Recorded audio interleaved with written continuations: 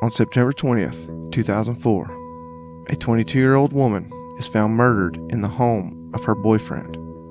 16 years later, there are still no arrests and no suspects. What exactly happened to Rebekah Gould? You're listening to the Mysterious Brews Podcast, and tonight we bring you the case of Rebekah Gould.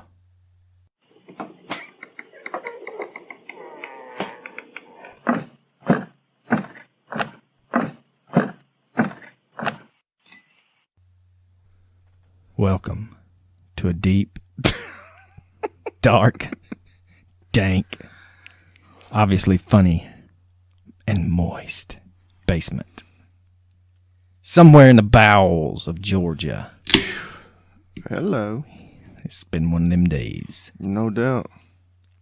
This case has been highly recommended from several people. And we jumped into the deep end of the pool on this one, and we're swimming with some big fishes. Oh, good Lord. I know. But let's talk about, we had our 300th follower on Twitter. Vigils in the Dark was our 300th follower. They have their own podcast dedicated to uncovering the truth behind unsolved crimes. So very, very similar to us. So if you're looking for a new podcast, check them out. And along those lines, we had our 200th follower on Instagram, and this was on June 14th. Nice. And it is Days W Disney, and it's a podcast, and it's going to cover the Disney movies, but with a twist is all it says. What I love about the fact that everybody can have a podcast and everybody can do whatever they want. They really help each other out, you know. Yes. Almost all of our followers on Twitter are podcast people, and we are, you know, because of that, I've dove into several new podcasts that are simply awesome. But, you know, if podcast people keep listening and following and supporting other podcasts, it's a wonderful thing, really. And as I couldn't wait to pop the top, we are tapping into our stash from our personal private investigator, and he'll get a chuckle out of that, Mr. Billy. We are sampling the last of this Saddlebach Brewery's beer that you sent us, and we are partaking in the IPA this time, and it is very good. And Billy does not like IPAs, but Billy, you did a good job in picking this one out. Yeah, it's delicious. And for any of our Arkansas listeners, and we have a ton of them, please reach out to us on social media, private messages, instant messages, whatever, and we'll give you a shipping address. So far, we've only had one Arkansas brewery, and it's been good. It's delicious. And we should get some more. So help us out. Oh, last thing before, before we jump into the case. Patreon patrons, by the time you hear this, hopefully you get a nice surprise in your mailbox. And it's just our way of saying thank you for being a patron. We are not going to divulge what it is. Hopefully they will blow up social media and make you guys jealous if you are not an official patron. Cool. And we are definitely... We're looking into doing some Patreon exclusive stuff. Mini-Me wants to do a whole Patreon side of little mini episodes called Dark Side of the Ring. He's been binge watching that on YouTube, and he's like, Arlo, we've got, I know about 8 mini cases we could do. On Dark Side of the Ring? Yeah. I've seen all of those. Those are amazing. But, yeah, so I'm down with that. The reason why we're going to, not only to let the Patreons have their own exclusive stuff, but there's no way that anybody wants to hear what we have to say unless they're a Patreon. They're a super fan. So we're going to start doing maybe some. Well, I set out a poll of our 13 patrons, and we had 100% yes. So we're looking at starting a Discord chat either a couple of hours before we record or after we record. Oh, that's cool. And we can discuss the previous week's case, what they thought about it. Yeah. And it'll be kind of exclusive there. And then maybe reviewing some it's just mysterious stuff that we observe ourselves. Like, for example, the Netflix just released the Unsolved Mysteries. I binge watched all 6 episodes of that shit, and man, they did not disappoint. They did not. And what was crazy is the fact that 6 cases that I personally hadn't heard of. Never heard of them. And the episode 1, especially, we may cover that in the near future. We really do. How did we not cover that case already? But enough of us and our babble. So we're jumping in the deep end, boys and girls. Oh, yes. Here we go. So just like Coach said in the opening, on Monday, September 20th, 2004, Miss Rebekah Gould dropped her boyfriend, Casey McCullough, off at the Sonic in Melbourne, Arkansas, sometime after 8 a.m. Rebekah was 5'3", 103 pounds, blonde hair, brown eyes. Around 8:30 that morning, she stopped at the Possum Trot convenience store and purchased a breakfast sandwich and a coffee. The young lady who served Rebekah was Miss Jessica Schrabel, and she remembers that morning because she followed Rebekah out the door to buy a newspaper, and she stated that as she looked up from retrieving the paper, she saw Rebekah's little 1997 black Chevy Cavalier pull out of the parking lot and head right. And so that is nothing suspicious. That would be the direction that if you knew where she was going, that's where she should have been heading. And that direction is, and would have, put her back at Casey's home. Now, she was supposed to go back to Casey's house where she had... Now, who's Casey now? Casey McCullough, the boyfriend. I've already stated that. Did you? Yes, I did. Oh, well, okay. I'll shut up then. She was supposed to go back to Casey's house where she had stayed the weekend. She was planning on packing her things up so that she could pick her sister up later that morning or early that afternoon, and the two of them were going to head back to Fayetteville so they could begin college the next day. So the next day, which is Tuesday, September 21st, police arrive at Casey's house and find Rebekah's car parked out front. Inside the home, they find what has been described as a piss-poor job of a cleanup. Yeah, and there's going to be blood everywhere. The mattress is going to be soaked in blood, and the perpetrator simply flipped it over. They're going to take the sheets. They're going to take all the have you, and the linens, and put it in the washing machine. But they're not even going to start it. So there's going to be blood.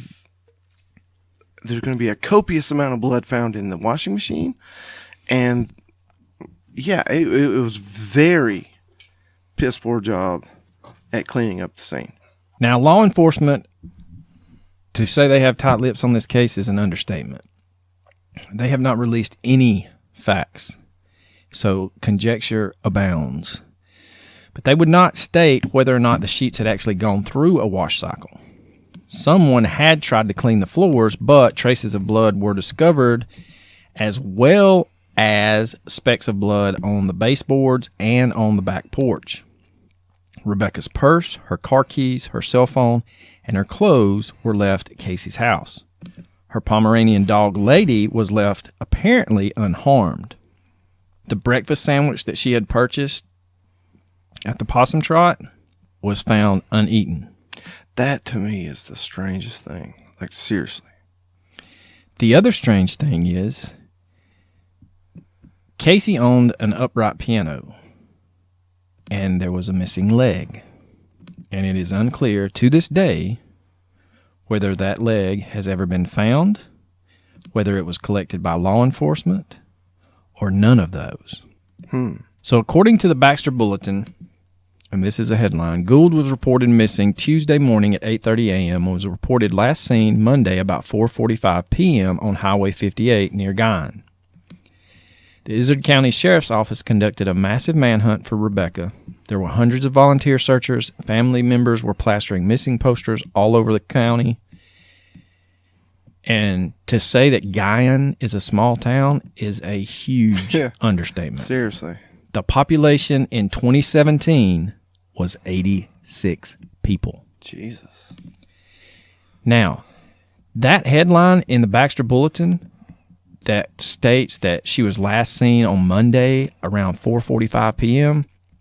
would come back to be a false report because no one had seen her after she left the Possum Trot. Really? Yes, sir. So exactly a week after her last sighting, on Monday, September 27th, 2004, Rebekah's body was found off Arkansas Highway 9, 5 miles south of Melbourne, near the Devil's Knob WMA, and her body was located down at Steep Embankment. She was only wearing a t-shirt and panties. Now, disclaimer, warning, whatever, if you happen to listen to our podcast with your kids, you have other problems, but... Yeah, no doubt. We are going to have to actually get into some of the autopsy findings, some descriptions of wounds, and this is not meant to degrade Rebekah's memory. This is all public knowledge, and we're going to try to do this justice. But if you have a weak stomach for this kind of thing, or if you have young children listening, please preview this before you let them listen to it. So, Mrs. Jennifer Buchholz states that through independent investigations, she has uncovered that insect activity was consistent with Rebekah having been killed 7 days prior and her body having laid outside in the elements for that amount of time. Terrible. Yes. The weather the week that she was reported missing up until when her body was found was unseasonably warm for September in Arkansas. The temperature was in the mid-80s every day, and there was no rain reported. Now, a little background on Ms. Jennifer Buchholz, and she goes by Jen. Jen is an independent investigator and faculty member of the Criminal Justice and Forensic Science Department at the American Military University.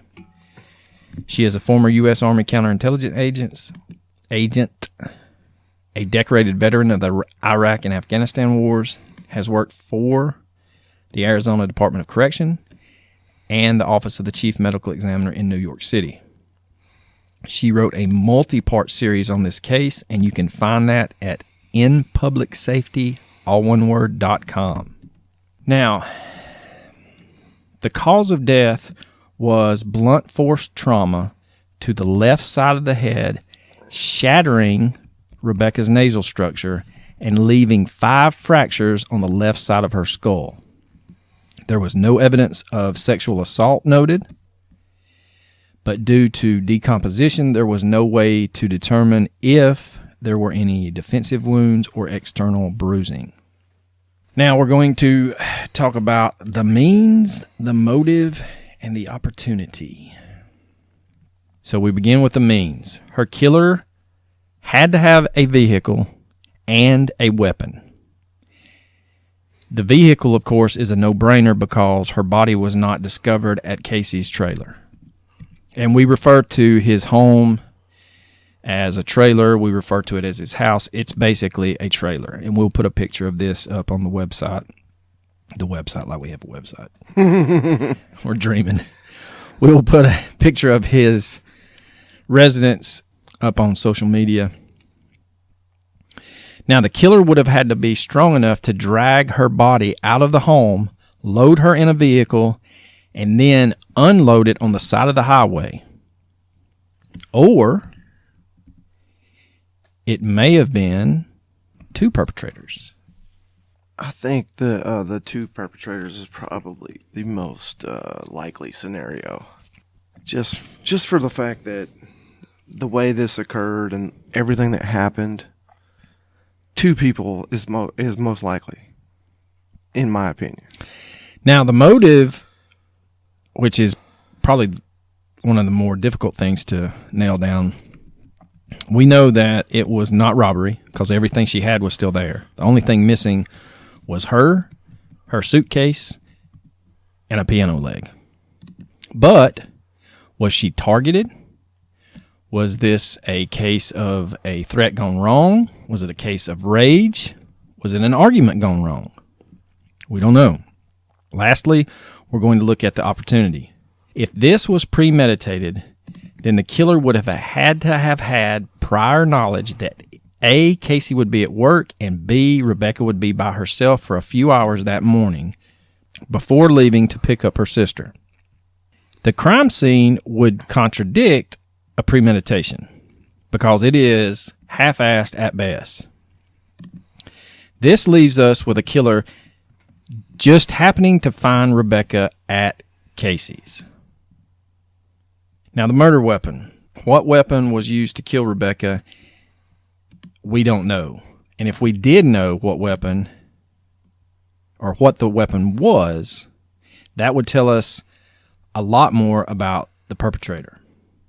Unless police have this murder weapon and are keeping it hush-hush and no one has ever leaked this fact, we have to go on the theory that it was not found with her body, it was not found at Casey's home, or anywhere else for that matter. We do not know anything about the weapon except that it must have been heavy enough to inflict the injuries we discussed with just 1 or 2 blows. Yeah, it's clearly the piano leg that is missing. That's what leads, if it's a missing piano leg and she has multiple fractures to her head, it's almost a foregone conclusion. Mm-hmm. That's what was used. Yeah. Now, being struck in the head would lead investigators to theorize that this was an act of emotion or rage from the perpetrator. This was very personal. Well, I mean, to commit murder in any fashion has got to have something to do with rage. Yes. Ms. Buchholz states the following, quote, "This was a personal attack likely stemming from an altercation, argument, or interaction the killer had with her in the 48 hours prior to her death. We can deduce this because had the interaction occurred prior to the weekend before she died, the killer would have either 1, planned out the crime, which would have resulted in a much more efficient murder and cleanup, or 2, not gone through with the murder because enough time would have passed for his or her emotions to subside. Rebekah's injuries, the rushed-up cleanup, and the way her body was disposed all indicate that this was not a premeditated crime." And that is a direct quote from Miss Jen Buchholz on one of her articles. And I would have to agree with her because in the heat of the moment, you lash out and then you go into panic mode about cleaning up. If you had premeditated her death, it would have been the cleanup would have been a lot more thorough. There wouldn't have been blood-soaked sheets in the washing machine. There wouldn't have been a mattress with blood stains that had been flipped over with bloody pillows under the bed. So again, I like the way Miss Buchholz comes up with her point of view, and we happen to agree. Now, if you have followed this case at all, if you have heard of this case at all, you will know that Catherine Townsend did a wonderful job on her podcast, Hell and Gone Season 1. And I personally did not listen to it. Specifically because the people that had suggested this case to us are kind of contentious with this young lady. So I abstained from listening to it. But I did listen to her Season 2 about Janie Ward, and man, I think she does a great job. Now, I had, little sidebar here, when we covered Janie Ward, I got 4 episodes into Hell and Gone Season 1, and I'm like, they're not talking about Janie at all. They're talking about some lady named Rebekah, and I call Coach, and I'm like, dude, are you sure this is being covered? And he's like, no, dumbass, Season 2. Yeah, I do remember that. That was the best. So I went back and re-listened to her podcast after we did Janie Ward. But I also remember, and when I say she did a great job, I mean she was on boots on the ground in Arkansas, and she interviewed a lot of people. Yeah, she did. And like, it's amazing how well you can do a podcast if you're getting paid for doing it. You know what I mean? Like, I personally believe that this podcast could be amazing If we were making up, if we were just being bankrolled by if someone. we were being paid by somebody. So, well, they would probably also have to have. We would have to have meetings with their lawyers, and they'd be like, "No." It's like, we listened to a few episodes, And there's no way in hell we're giving y'all nothing. Nah, we're just going to go ahead and say pass. So yeah. All right, so getting back to the case, Catherine in her podcast, and just like Miss Buchholz stated in her articles, believe the piano leg is the murder weapon. I believe that as well. And we do, yeah, we do too. Casey would state that the piano leg was missing when police searched the home the day after she dropped him off at work. If someone confronts Rebekah and things get out of hand, who is going to think of grabbing a piano leg instead of, say, a weapon of opportunity, such as a knife, a frying pan, a baseball bat? I don't know, man. I mean, you can say that all you want, but a piano leg is a very effective weapon. Maybe they walked in, they saw her, they knew they were enraged, clearly, and they just grabbed it. And it could be an opportunistic weapon. If the killer knew the house, the fact that the piano leg was loose and easily removable, and hypothetically, an argument between Rebekah and her killer may have taken place near the piano, and this argument turns physical. One of them could have shoved the other one into the piano, and the leg dislodged then, and that would have made it a weapon of opportunity. Now, playing devil's advocate on both sides of that, as the perpetrator was removing Rebekah's body, they could have bumped into the leg, leaving evidence on it, such as blood or their fingerprints, and just took it to get rid of it. Maybe. Opportunistic? I'm just saying, I think the piano leg was the murder weapon. So I'm thinking that they took it with them for that reason, but after the fact, after the murder occurred. I think that they probably knew that their DNA was on it, fingerprints or whatever, and they just took it with them. So we're going to go down a list of possible weapons, and we're going to shoot holes all in these. So let's think about a bat.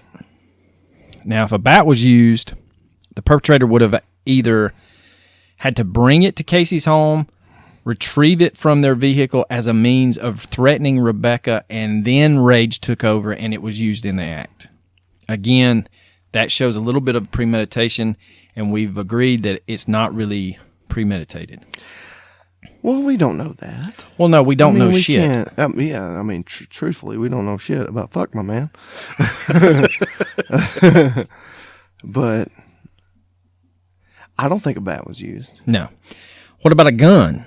Again, a gun could be used as a means of threatening Rebekah, and while not wanting to shoot her, the perpetrator could have pistol whipped her in a fit of rage.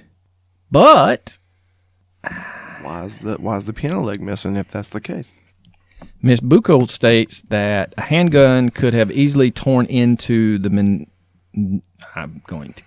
meningeal artery, causing her to bleed out over the very few minutes that she was struck. The barrel of the weapon could have caused the linear fractures found on her skull. The force of the blow would have knocked her to the right. If she had been sitting on the left side of the bed, her head would have landed towards the top of the bed, which is where the preponderance of blood was found on the mattress. The cleanup, or lack of, could point to this being a rage killing as well. The killer attempted to clean up but left key evidence behind. This would point to the killer becoming rushed for time, having been interrupted or scared by a passing vehicle. And we're going to get into the autopsy more in depth in a minute. But I don't believe a handgun was used, because it seems like if I bring a gun, again, that leads to premeditation. But also, if shit gets out of hand and we get into an argument, you're more likely to pull the trigger in a fit of rage than you are pistol whip someone. Or it could have been Guido and you just had a flat tire in the middle of Arkansas. Oh, yeah? Oh, yeah. Now we're going to get into transporting the body. Everyone that's looked at this case all agrees that the body was transported from Casey's home in some type of vehicle. You just didn't throw her over your shoulder and take her down the road. You don't think? Nah.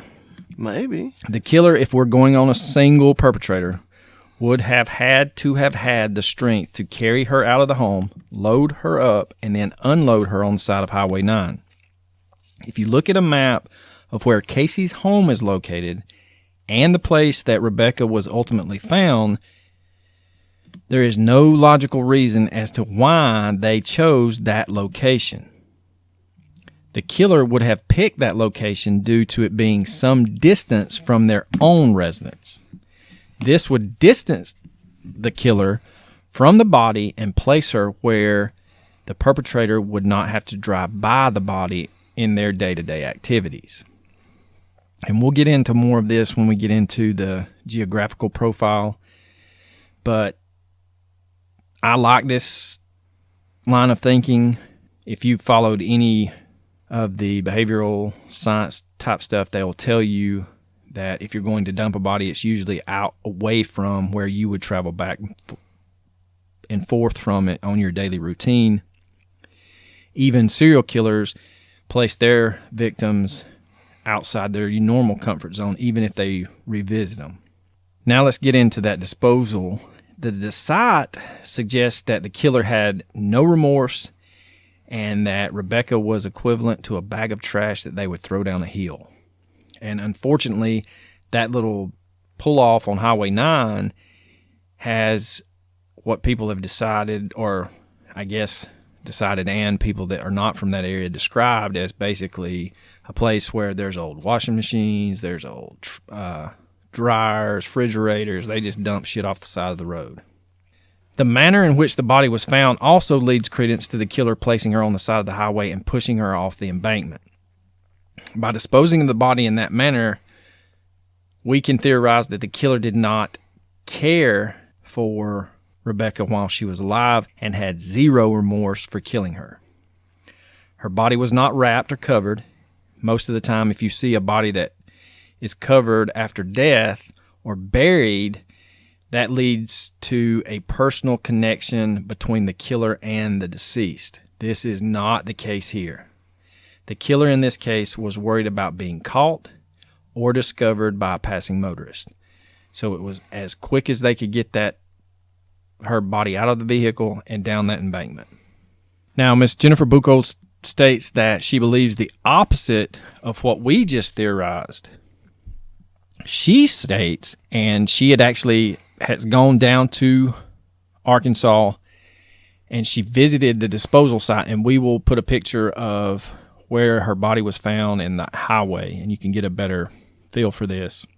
At the disposal site, that the embankment was not steep enough for a body to roll down. Bodies do not roll well because it's dead weight, you have flailing limbs. This leads Miss Buchholz to conclude that the killer would have had to transport Rebekah's body down the embankment and place her at the bottom of said embankment where it was finally discovered. She states that, quote, it's most likely that the killer drove their vehicle to the bottom of the embankment to be out of view while unloading the body. And if you are able to get your hands on an aerial picture of that area in or around 2004, driving to the bottom of the hill would have also hid the killer's vehicle and Rebekah's body from passing cars off of Highway 9. And if the killer had shut the engine off when they were disposing of Rebekah's body, they would have been able to hear any vehicle approaching along Highway 9. Her body was found on the east side of Highway 9, and this means the killer crossed over to the opposite side of the road in order to unload her body. This would have added additional risk to anyone else driving because that would put a passing motorist wondering why there was a vehicle facing the wrong direction on the road. Every paved route from Casey's home to the disposal site takes at least 20 minutes and would require the killer to pass through the town of Melbourne. There were several more desolate places that the body could have been placed that were closer to Casey's home. It would make more sense to place the body in one of those areas so that suspicions would fall on Casey. Miss Buchholz goes on to state that her and her husband visited Melbourne and the site, like we just previously said, and upon investigating routes, they found a well-maintained dirt road that led almost directly from Casey's house to the disposal site. And on a map, the road is labeled as County Road 3. It leads to a road labeled 159 and then to a dirt 2-track trail. The map indicates that 159 is not a through road, but they discovered that in fact it is. She states that her and her husband had no difficulty in driving the route in his pickup truck, and the only thing that stopped them from crossing over to Highway 9 to that pull-off is a gate that blocks that path. However, that gate was not there in 2004, and it only took them 10 to 15 minutes to reach the disposal site from Casey's home. All right, so we're going to go through the autopsy report, and for this, we reached out to Miss Buchholz, and she was very helpful. She was very polite, informative. She treated us like we knew her from years ago, and I can't say enough nice things about her. Now, she sent us her review of the autopsy report that was conducted by Frank Peretti. He was the lead medical examiner for the Arkansas State Police. And if you know anything about true crime and you have ever heard of the West Memphis 3 case, he is the same medical examiner that conducted the autopsies. The what? Of the 3 West victims. Memphis 3? Let me tell you, sidebar, let me tell you what my lovely wife did. Oh, yeah? On a road trip back from the Midwest, she decides to stop in West Memphis to spend the night. Okay. And she doesn't pick the best part of town. She was like, is it bad that there was a 10-foot fence with razor wire around the hotel I stayed at? Yes, honey, that's a key thing saying you're in the wrong side of town. Yeah, that's a big red flag. I'm like, honey, every town has the wrong side of town, and you picked it in West Memphis. All right, so back to our, sorry about that. So yes, he was the same medical examiner that did the autopsies on the 3 victims in the West Memphis 3 case. All right, and we are going to read this autopsy report. And I do apologize, but there's no way that we could have done this report justice by trying to put it in our own words, because Ms. Buchholz did a phenomenal job. While in Arkansas, I was able to finally read and analyze the original autopsy report. Prior to having access to this document, I was under the impression that the majority of damage to Rebekah's skull was along the middle left side frontal and parietal bones. In fact, many of her injuries were much closer to the front of her face, basically the front left quadrant of her skull. She sustained a shattered nasal cavity and 4 additional skull fractures near her left temple. The nasal cavity incurred so much damage that 4 pieces of bone were displaced, which meant those bone fragments were completely detached from the primary bones of the nose. Jesus. Her overall skull structure was still intact, meaning her skull was not depressed or caved in. It is likely that Rebekah's meningeal artery, located near the left temple, was burst or severed, causing her to lose a vast amount of blood. The damage to her nose would have also resulted in significant blood loss, and either of these 2 injuries, independent of each other, would have resulted in death without prompt medical attention. It is very important to note that assessing her external injuries post-mortem was incredibly difficult because of advanced decomposition. The average temperature around Melbourne between September the 20th and September 27th, 2004 was in the mid-80s. That, combined with the 6 to 7 day duration that Rebekah's body was exposed to the elements, resulted in advanced decomposition and destruction by flies and maggots. Ugh. It is even noted in the official autopsy report that Rebekah could have been strangled or sustained additional superficial defensive wounds, but rapid decomposition made it impossible to definitively determine. In addition, the coroner found no evidence of sexual assault. However, it should again be noted that the level of decomposition would have made it impossible to conclusively make a determination. In reviewing the official autopsy report, I also noted some new information that I had not been aware of previously. For example, 5 millimeters of a dark reddish-black fluid was observed in Rebekah's left lung. Also, none of her teeth were loose, broken, or missing, and her toxicology report came back negative for drugs. A little alcohol was detected in her system, but this most certainly was a result of decomposition. Alcohol is a natural byproduct of this process. All right, she goes on to state that she consulted a level 1 trauma nurse, Carly Doberiner, to evaluate Rebekah's injuries. The first thing she tackled was whether it was 1 or 2 strikes that killed Rebekah. The injuries described in the autopsy would lead speculation to 2 distinct blows. First, her nose was broken in multiple places. Second, her skull was fractured, resulting in a minimum of 5 fracture lines on the left side. There were 2 separate injuries that do not connect to each other. If they were the result of just one blow, fractures or damage to the bones between the nose and the left side of her head, such as her left eye socket or cheekbone, would be expected. No such damage to any skeletal structure between those 2 areas of injury were noted in the autopsy report.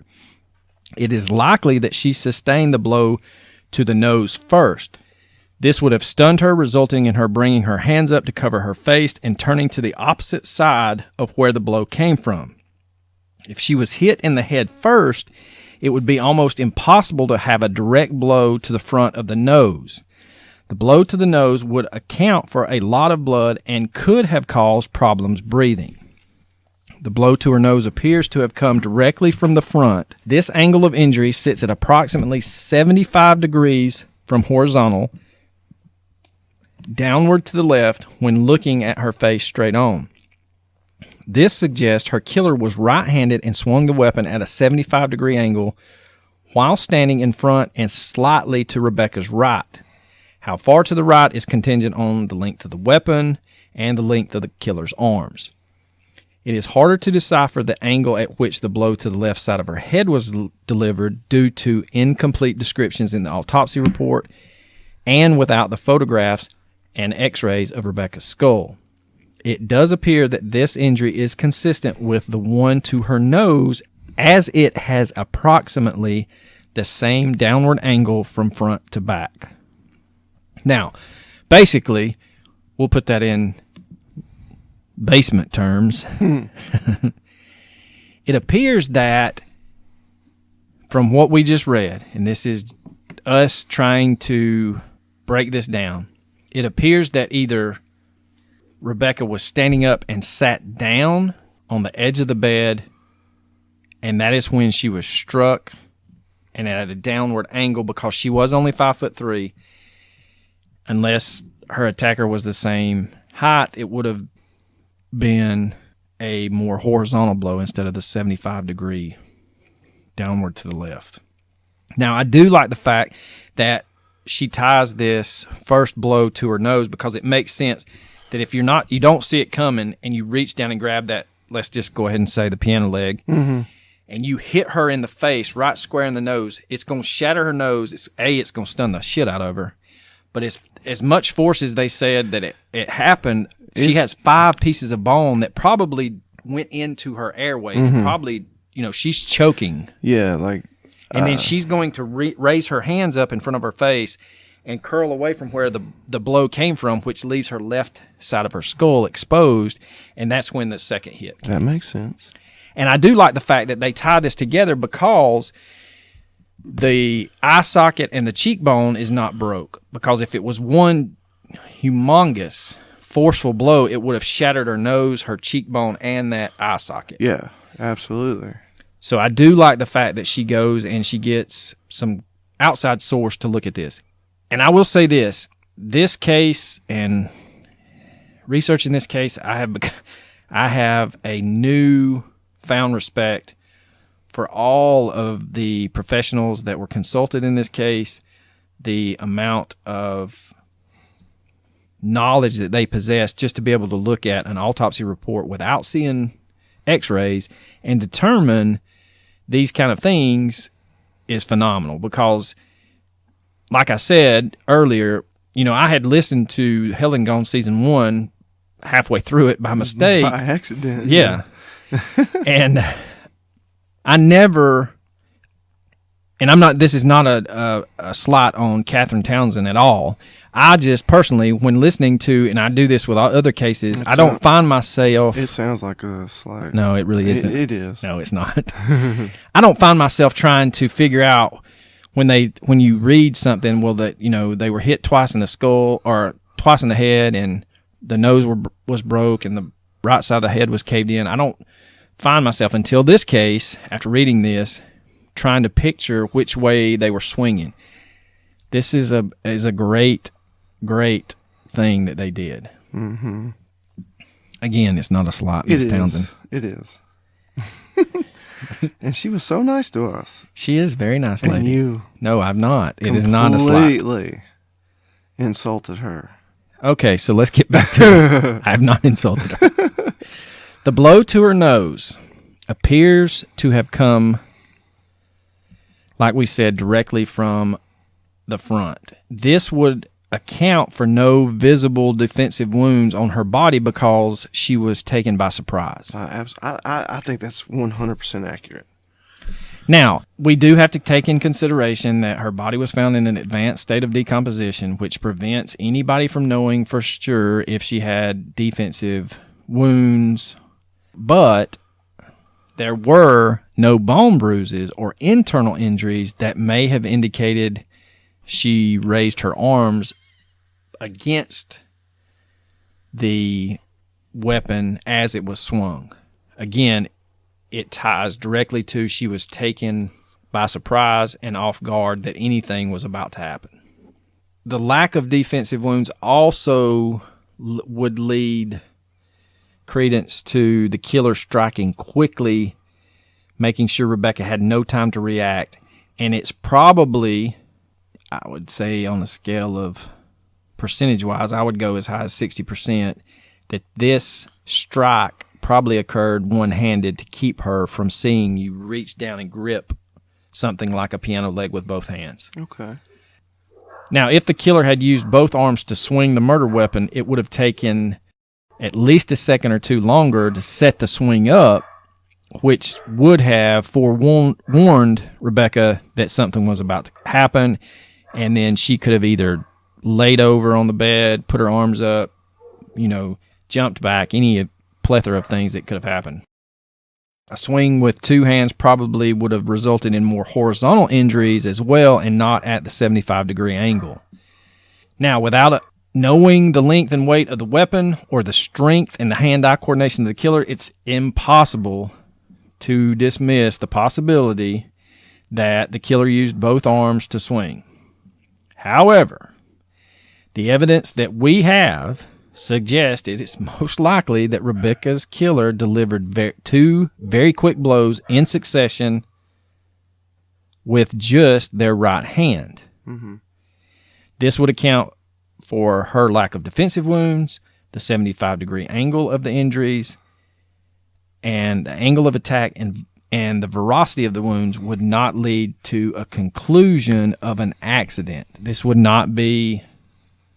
You couldn't say she fell off the side of the bed and hit her face on the floor. Oh, no, this was no accident. No. This was cold-blooded murder.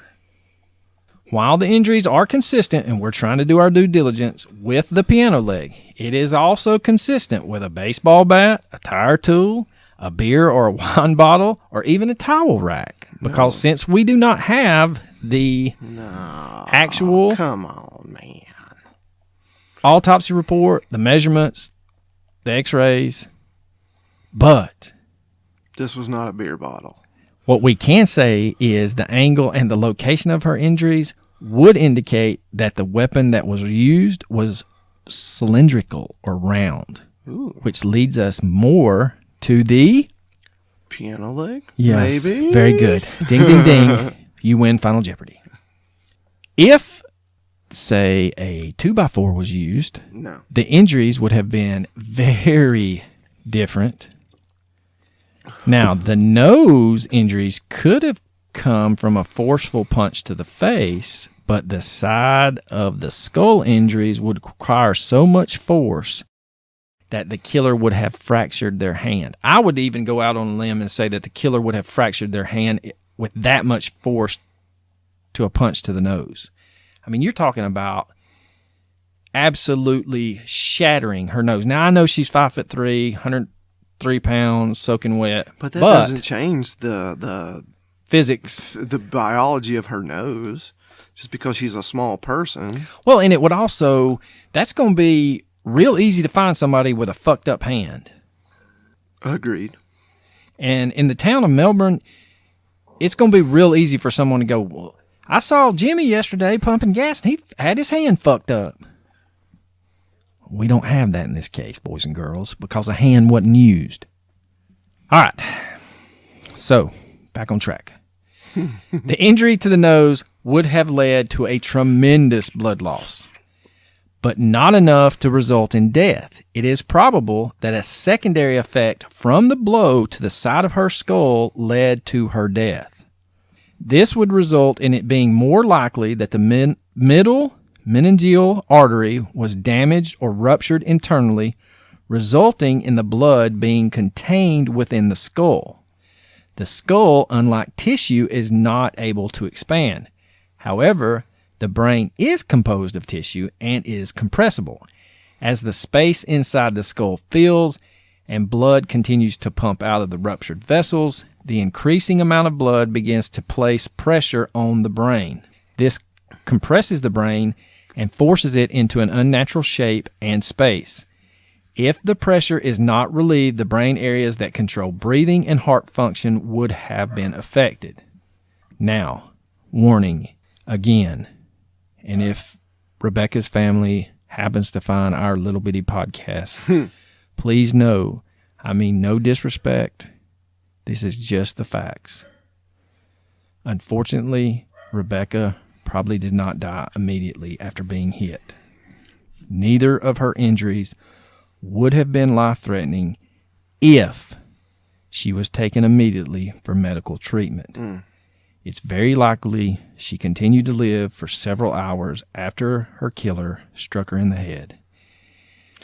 That's terrible. Even more disturbing is the fact that she was probably alive while she was transported and left at the disposal site. Now, the killer would have thought she was dead due to her being unconscious. I do apologize, but unfortunately, we have to cover that. Yeah. And our deepest condolences to Miss Gould, her family, her father, her remaining sisters.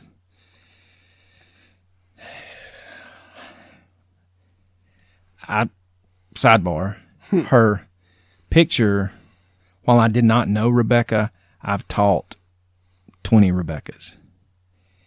And this is a difficult case. Mm-hmm. It's very difficult.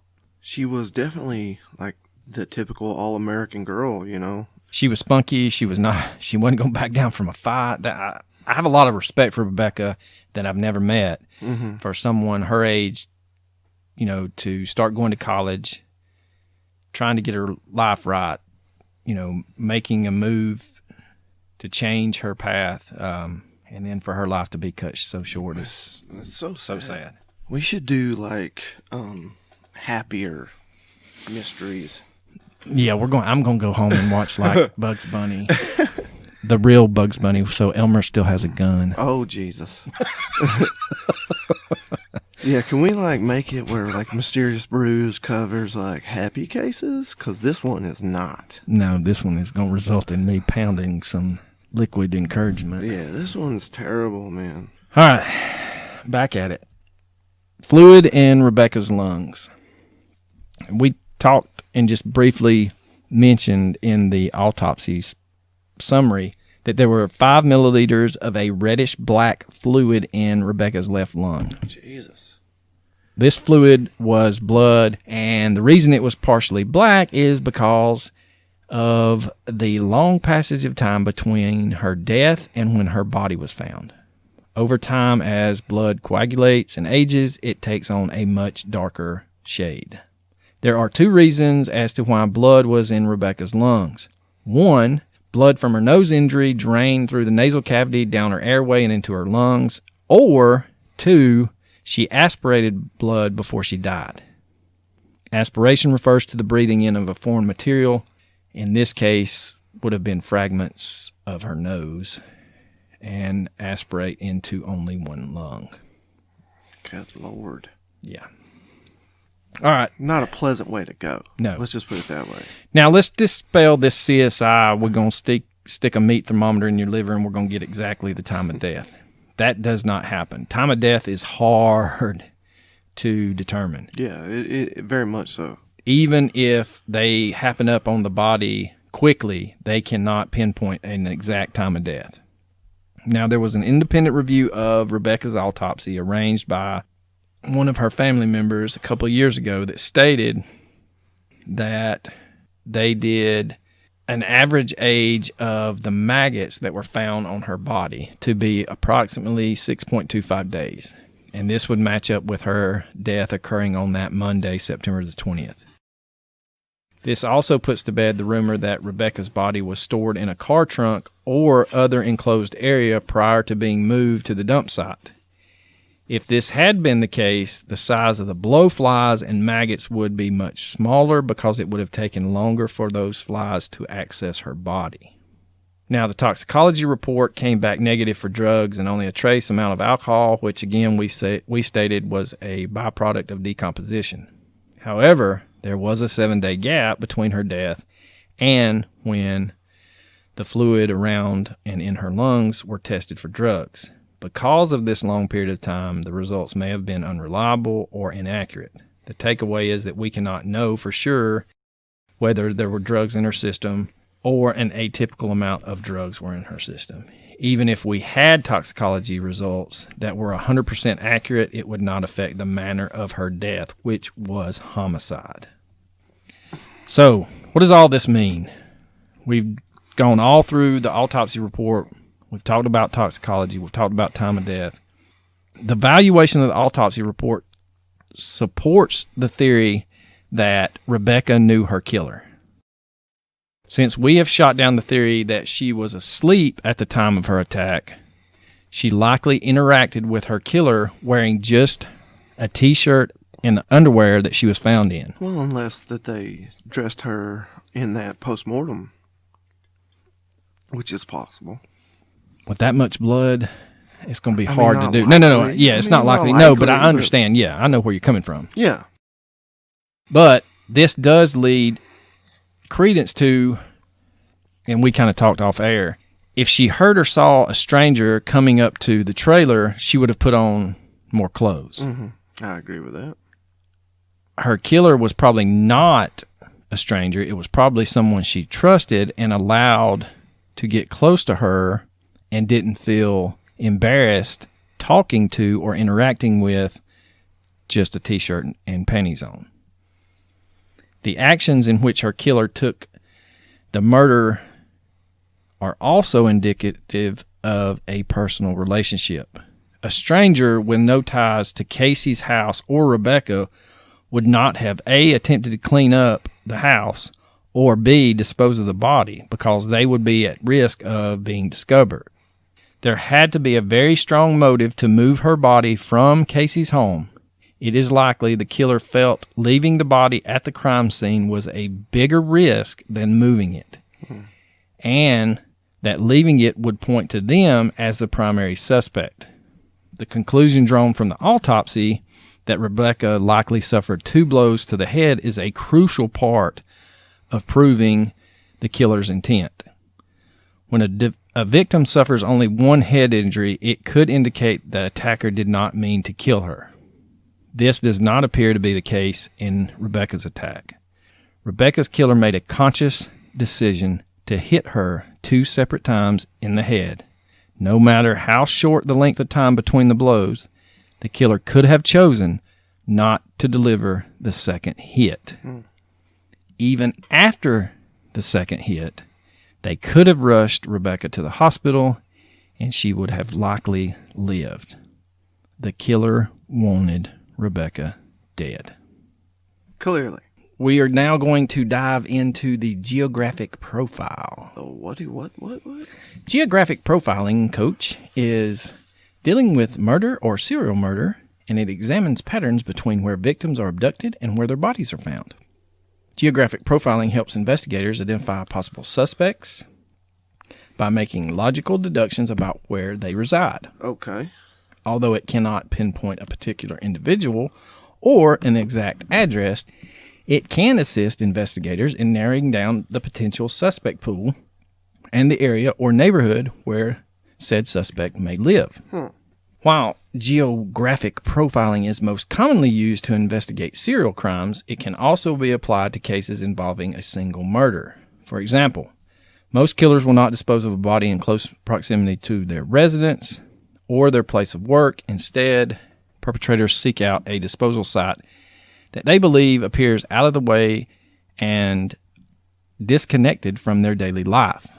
Many killers believe that disposing of a body away from their residence and daily activities will deter law enforcement and outsiders from suspecting their involvement. However, in most cases, this attempt to create a false sense of distance leads to further scrutiny. When investigators are presented with a body that has been moved from the primary crime scene, they should begin their suspect search outside the immediate area of that disposal site, rather than stay close to it. While analyzing this case, Ms. Gould states that she used many geographic profiling tools to draw conclusions about Rebekah's killer and their actions. During her visit to Melbourne, she deduced that the killer most likely drove a route along several dirt roads to move Rebekah's body from the murder scene at Casey McCullough's house to where she was found off Highway 9. This route is significantly shorter than any possible route on paved roads and allowed the killer to avoid nearby towns. This indicates that the killer lived in the local area and knew the back roads very well. A stranger would not have known about those unmarked roads or taken the time to consult a map. Based on geographic profiling, Rebekah's killer likely chose the disposal site because it was located away from their daily activities, including their place of employment, school if they attended school, nearest town where they ran errands, or other locations they frequented or for entertainment purposes. Most of these activities probably revolved around Batesville, the closest large town, which is about a 30-minute drive southeast of Melbourne. If this is true, Rebekah's killer likely lived somewhere around the east side of Melbourne along Route 58 or in or near the town of Guyane. Someone living in this stretch would never need to pass by the place where they discovered Rebekah's body when they drive to the nearest 3 closest large towns of Melbourne, Mountain View, and Batesville. The killer's decision about where to dispose of Rebekah's body may have been purposeful or it may have been subconscious, but regardless, it can provide clues about their mindset. To learn more about this, Ms. Gould consulted with a former colleague and good friend of hers, a Dr. A. Gans. She is a clinical psychologist at the Federal Bureau of Prisons in Florence, Colorado, which includes the Federal Supermax facility. She has extensive training and experience in communicating with and researching the behaviors of various types of criminals. Dr. Gans explained that killers often dispose of a body away from their daily travels and activities because it provides physical and emotional distance. Choosing a distant location offers stress relief for the killers because they do not have to drive by the body in the days after disposing it. This allows them the opportunity to deny or suppress their own guilt because it's one less reminder of their criminal actions. Dr. Gans also discussed how the psychological concept of cognitive dissonance can be applied to Rebekah's murder case. Cognitive dissonance refers to a situation that involves conflicting attitudes, beliefs, or behaviors and causes mental discomfort for an individual. This discomfort often leads them to alter those attitudes, beliefs, or behaviors to reduce the associated mental stress. More generally, it is a way for people to justify their behavior in a way that helps them live with their actions. It is not only people who have committed crimes who experience cognitive dissonance, but also soldiers, for example, who have been to war and engaged in combat. Dr. Gans postured that Rebekah's murder likely experienced cognitive dissonance regarding their opinion of themselves, their view of their relationship with Rebekah, and the knowledge that they killed her. This type of internal conflict leads a person to seek out ways to avoid evidence or reminds them of the crime. For Rebekah's killer, this would have likely led them to stay away from the disposal site, not to participate in the search for her body, and or not attend the funeral. The killer's participation in any of these activities would have been a stark reminder of their criminal action. Applying these techniques about how and why killers choose particular disposal sites can influence the investigative strategy of a case. Analyzing map data and imagery provides clues about the thinking pattern of the killer, the actions taken in the aftermath of a murder, and the most likely area in which a perpetrator lives. Now, again, we reached out to Miss Buchholz, and she was very nice and forthcoming, and she provided us with a list of questions that she was presented with, and we wanted to go over those now. Let's do it. All right, question. There's a rumor that Rebekah's suitcase was missing from Casey's house. Do you think the suitcase was used to transport her body? Answer. It is possible that her suitcase was used to transport her body. There is also a potential that the police collected the suitcase as evidence and have it in their custody. Without the investigative file, we cannot know for sure whether it is missing or whether they have it in their evidence room. If the suitcase is, in fact, missing, there are two theories Ms. Buchholz has as to what it may have been used for. The killer may have used it to hide Rebekah's body while transporting it to the disposal site, as mentioned in her previous article. This is her speaking. I highly doubt he or she placed her in his or her vehicle without wrapping or disguising her in some way. If the suitcase was used, I believe it was an afterthought, meaning they first carried or dragged the body out of the house, maybe wrapped it in a blanket or other bedding, and placed it in a vehicle. Upon doing the quick cleanup of the scene, they may have walked out to their vehicle and realized Rebekah's wounds were bleeding/leaking more than they had anticipated, making it obvious that they had a dead body in the vehicle. They may have then re-entered the house to obtain the suitcase and placed her body in it to contain the blood. Reports are that Rebekah's clothes were found folded on the mattress, which had been stripped of its sheets, so it makes sense that they first conducted a hasty cleanup of the scene, removed the sheets from the bed, emptied the clothes from the suitcase in order to use it. The killer may have used the suitcase to dispose of the murder weapon and any other items from the house that had blood on them. If this was the case, they may have placed those items in the suitcase soon after the murder and taken both the body and suitcase with them when they left for the disposal site, or they may have done it when they returned to the scene after disposing of the body.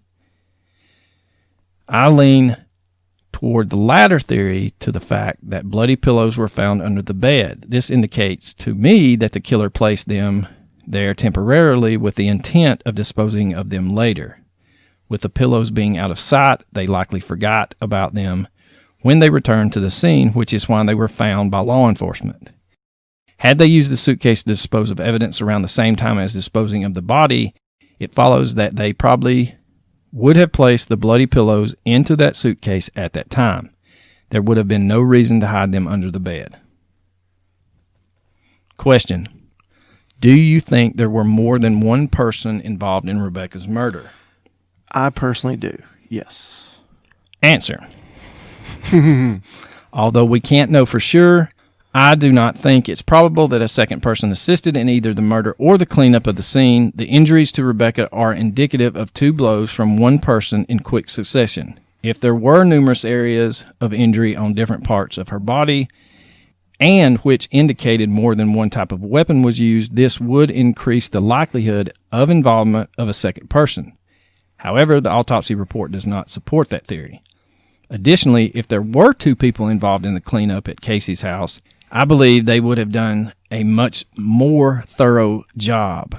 The rushed and incomplete cleanup is indicative of just one person panicking in the aftermath of the murder. It's possible that a second person assisted in disposing of the body, but I don't think it's likely.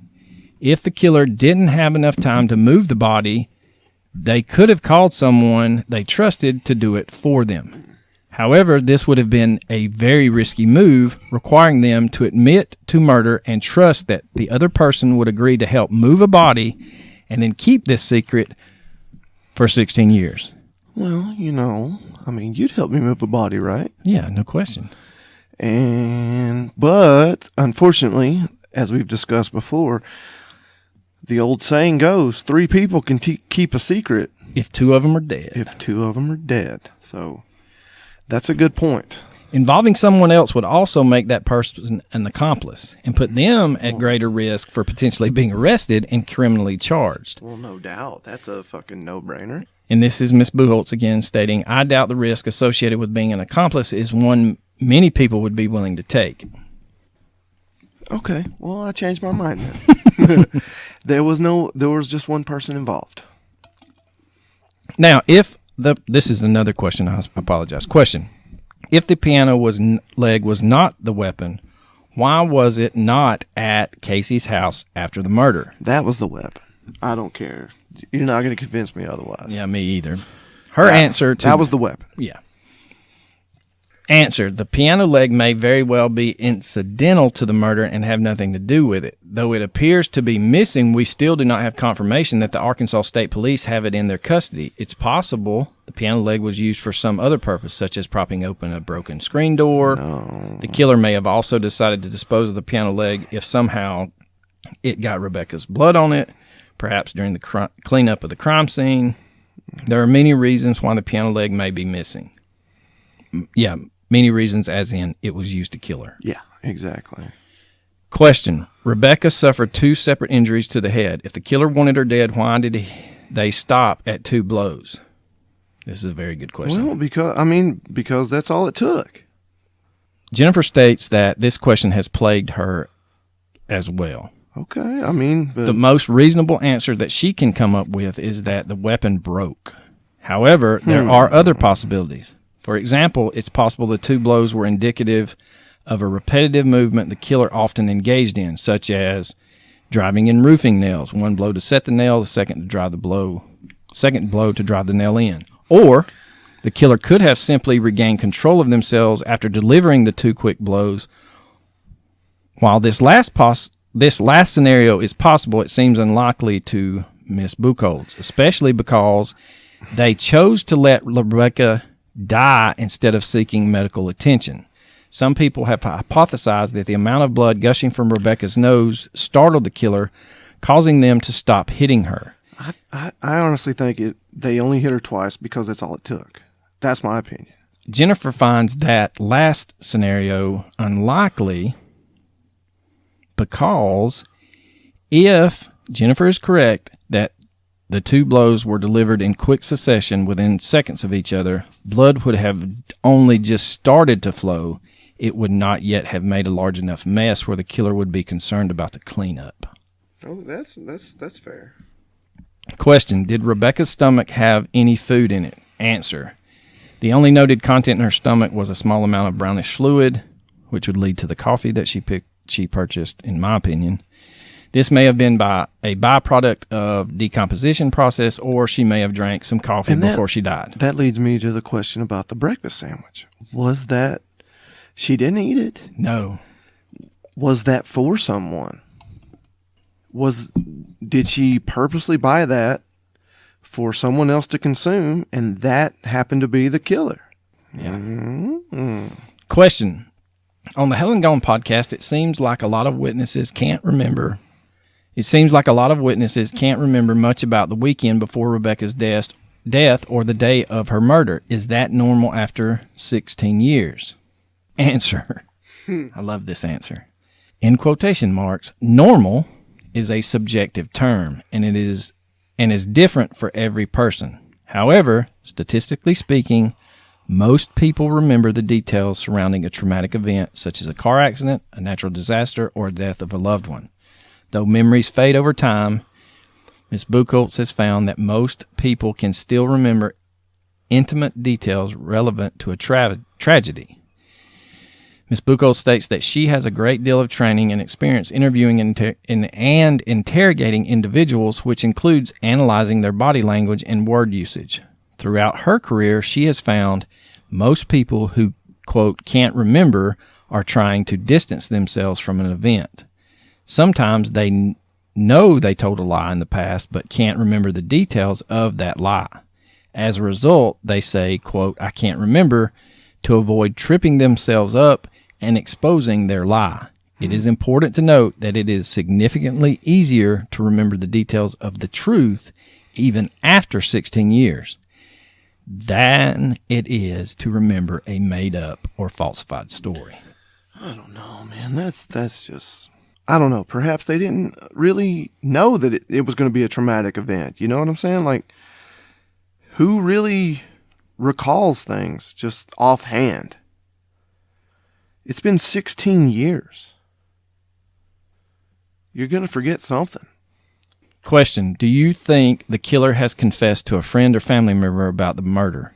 Answer. Yes, probably. Committing a murder is an overwhelming secret to keep to oneself for a long period of time. It is emotionally and mentally draining.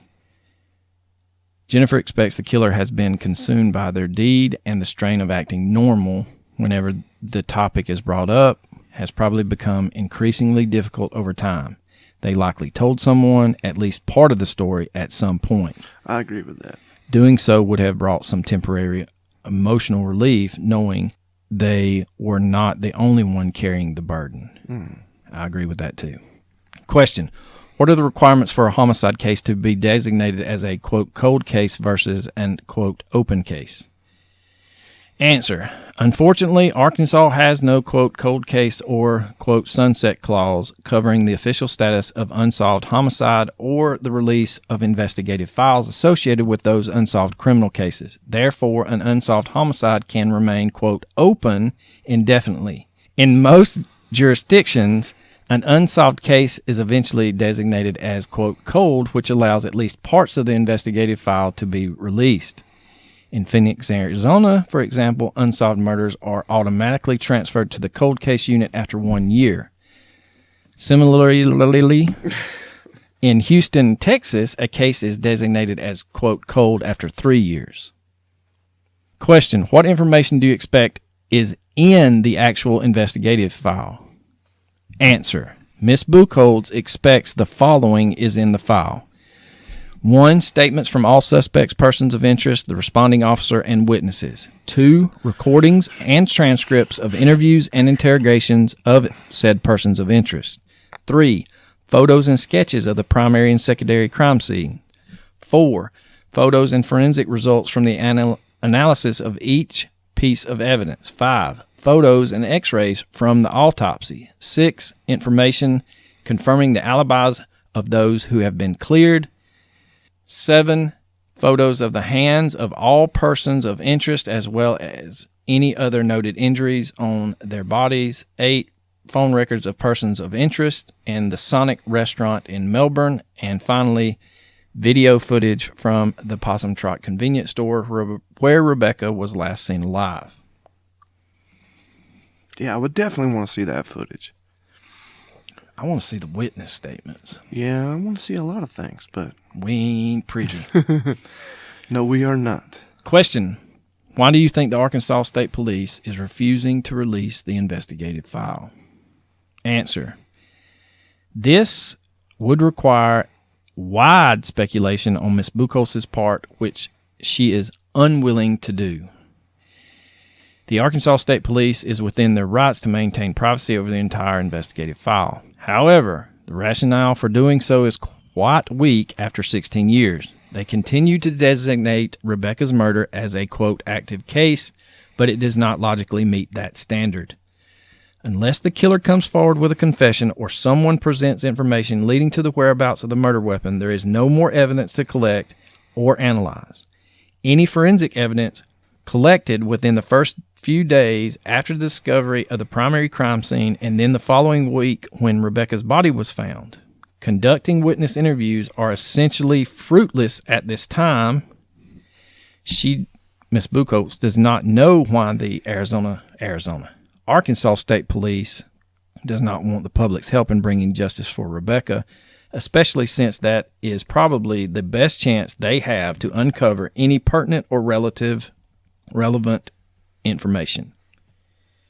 Question: why haven't you reached out to any of the persons of interest associated with this case?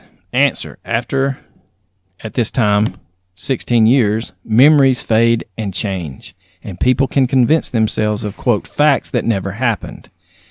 As stated above, I, Ms. Buchholz, have had a lot of experience interviewing, interrogating, and reading and / interpreting body language. Analyzing nonverbal behavior is extremely valuable in the days after a crime, but after more than a decade, people have had plenty of time to mentally perfect their story and their associated nonverbal behavior.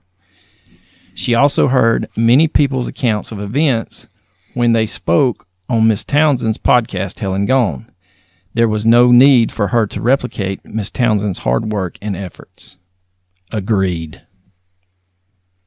Again, Miss Townsend, I did not slight you, even though Coach is trying to start a rift between the two of us. You did. I'm sorry. She knows. Yeah. She knows that I'm truly the one on her side. This is not a funny case, but we've got to find something to laugh at because this is horrible. Miserable, man. Like, God, I'm so sad that this happened. Question: why aren't you, Miss Buchholz, and Miss Catherine Townsend working together on this case? Miss Buchholz answer: Catherine and I did have a brief exchange over Facebook Messenger. However, we have very different backgrounds, experiences, and strengths, and she spearheaded this effort long before I chose to write a series of articles. Though we are not associated or working together, we are complementing each other's efforts. Catherine has done a great job seeking out and convincing many people with close association to the case to speak with her. I usually look at cases by interpreting and analyzing the known facts and evidence. However, these two investigative strategies go hand in hand and are both crucial to solving a case. Question: what course of action should or could be taken to solve this case? Answer: Ms. Buchholz believes that there is enough evidence to consider Rebekah's murder solved. At this point, it's a matter of obtaining a conviction in a court of law. In her opinion, this crime was solvable in the week following the recovery of her body. Her birdie? Yeah, her birdie, because I was looking ahead. The legal burden now lies on the Arkansas State Police to present the facts and evidence of the case to the appropriate prosecutor. Assuming the prosecutor is in agreement with the state police findings, he or she can bring charges against the killer and take the case to trial. Question: have you spoken to Dennis Simons, who was, at the time of her articles, the lead investigator, or any other official authority associated with this case? Answer: as of the writing of my articles, no, I have not spoken directly with the authorities. However, I had mailed Lieutenant Governor Tim Griffin, Major Mark Hollingsworth, Lieutenant Kim Warren, Mr. Dennis Simons, and Eric Hance, the prosecuting attorney for Izard County, a condensed copy of her upcoming article which lays out the circumstantial case. Her purpose for doing so is to provide them with the professional courtesy of viewing her conclusions prior to publication and to give them the opportunity to comment on or act upon these conclusions. I also filed a Freedom of Information request for the release of the Izard County 911 dispatch records from September 20th, 21st, and 27th, 2004. That request was denied by Prosecutor Eric Hance. However, his justification for the denial was invalid as 911 calls are public record in the state of Arkansas. I have called Hance's office multiple times and sent 2 emails asking him to provide the Arkansas state statute that covers his denial to my request. There has been none. He has failed to respond. The only 911 call I expect to have relevant to this case is the call Rebekah's mother made on Tuesday, September 21st, 2004, requesting that the sheriff's office conduct a welfare check of her daughter. I cannot speculate why there would be any issue releasing the transcript of that call to the public.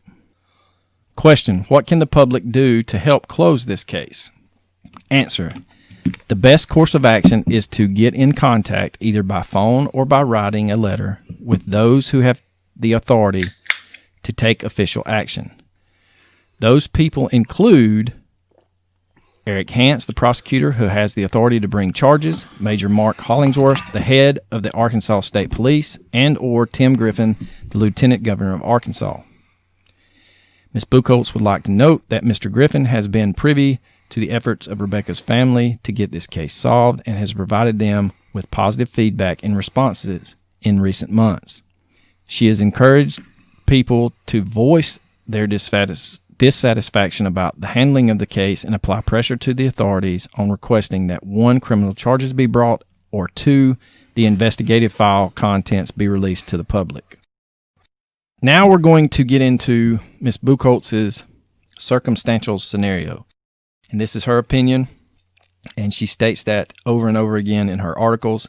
We just thought this would be a very good way of tying a lot of this information that we've covered so far up. According to Ms. Buchholz, Rebekah knew her killer. We cannot say for sure why she was only wearing a t-shirt and underwear when her killer arrived at Casey's house to confront her. She may have been napping, changing clothes, or preparing to get in the shower.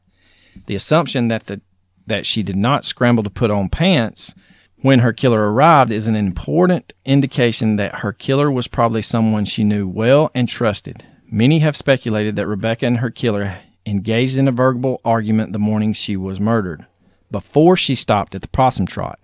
This may be true, but according to Ms. Buchholz, she doesn't think it was the primary motive for the perpetrator to come to Casey's house to kill her. Instead, she believes, and we also believe, that the killer either received a phone call or somehow obtained information from another person, maybe at work, that indicated Rebekah had done something they did not approve of, such as spend time with another man.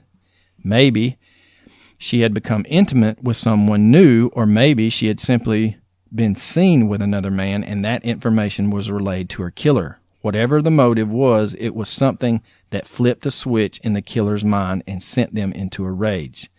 They may have even showed up at Casey's house expecting to find another man there. Upon arriving at Casey's house, the killer probably confronted Rebekah with the recently discovered information, and a verbal argument ensued. The argument likely escalated, leading the killer to snatch a weapon of opportunity, which we are saying is the... That would be the piano leg. Yes. 1,000%. And hit Rebekah twice with it. Whoever killed Rebekah spent some time at the murder scene cleaning, most likely right after they took her body outside and placed it in a vehicle. This would have been the least risky time to conduct a cleanup because no one yet knew Rebekah was missing. Therefore, no one would come to Casey's house to look for her. If the killer had waited until a later time to return to the scene and clean it up, it would have greatly increased the risk of being caught. This is because they wouldn't have known when Rebekah would officially be reported missing to authorities or when the house might be searched by law enforcement. The killer probably used towels from the house to clean up the majority of the visible blood. In the process of cleaning, they removed the bloody sheets from the bed, flipped the mattress over so the blood stain would not be visible during a rudimentary search, and hid the bloody pillows under the bed. Before leaving the house that morning, they probably put the bloody towels in the washer and started the cycle. It is theorized that this initial cleanup was rushed because the killer had a schedule or obligation to meet in order to have an alibi. They may have even left work to confront Rebekah and knew they could not stay away from their place of employment for too long before someone would start questioning their whereabouts. They did only what was necessary so that if someone happened to stop by, nothing hopefully looked out of place. The killer probably had planned to return to the house that night to clean it completely, dispose of all related evidence, wash the sheets, return them to the bed, and remove Rebekah's belongings and vehicle from the property. They likely planned to do this in hopes that law enforcement would suspect that Rebekah left on her own or had been kidnapped. The killer probably transported Rebekah's body from the crime scene to the disposal site very soon after they determined she was dead. Logically, they would have removed her body from the house prior to starting the cleanup. Moving her body after cleaning would have resulted in additional cleanup work. Following this half-assed cleanup, the killer likely drove Rebekah's body the 15 or so minutes to the disposal site. They would not have risked leaving her body in a vehicle any longer than necessary. After disposing of her body, they probably returned to work or whatever obligation they had. Who had the overwhelming motive to clean the crime scene and move Rebekah's body? The killer missed their opportunity to return to the house in the middle of Monday night and finish cleaning because they either A, fell asleep, or they left. Really? Are you going to fall asleep and forget to go clean up your murder scene? Well, I don't know, man. When they awoke the next morning, they probably panicked at the realization that they had failed to follow through on the task that would, in their mind, remove any trace of Rebekah's murder from Casey's house. Despite the missed opportunity, indications are that they still took a huge risk and returned to the scene. This was probable because the towels were reported to have been found in the dryer and the bloody sheets in the washer. Unless the killer spent a longer period of time during the initial cleanup on Monday to wait for the towels to wash, it's possible they came back to the house on Tuesday morning to put the towels in the dryer and start a new wash cycle for the sheets. For whatever reason, they were unable to finish cleaning or wait for the sheets to complete the wash cycle. Maybe they, yet again, were expected to be at work. When the killer returned to the house on Tuesday morning, they forgot about the bloody pillows they had stuffed under the bed because they were not in plain sight. Even if they had completed a full cleanup, law enforcement's discovery of the pillows would have confirmed that Rebekah had been assaulted in Casey's house. Casey McCullough stated that the responding officer who conducted the welfare check on Tuesday morning opened the washing machine. Now, why would an officer conducting a welfare check, searching for a human being, look in a washer? A grown adult, even at Rebekah's small size, would not fit in a washing machine. Could it have been the officer opened the washing machine because he or she heard the noise of it running? Maybe. I don't know. That's a good question, though. This means the killer had been at Casey's house within the previous hour or so prior to the welfare check to start the load of laundry.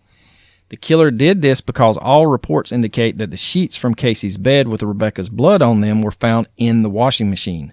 No one except the killer would have had the motive to return to Casey's house and start another load of bloody laundry.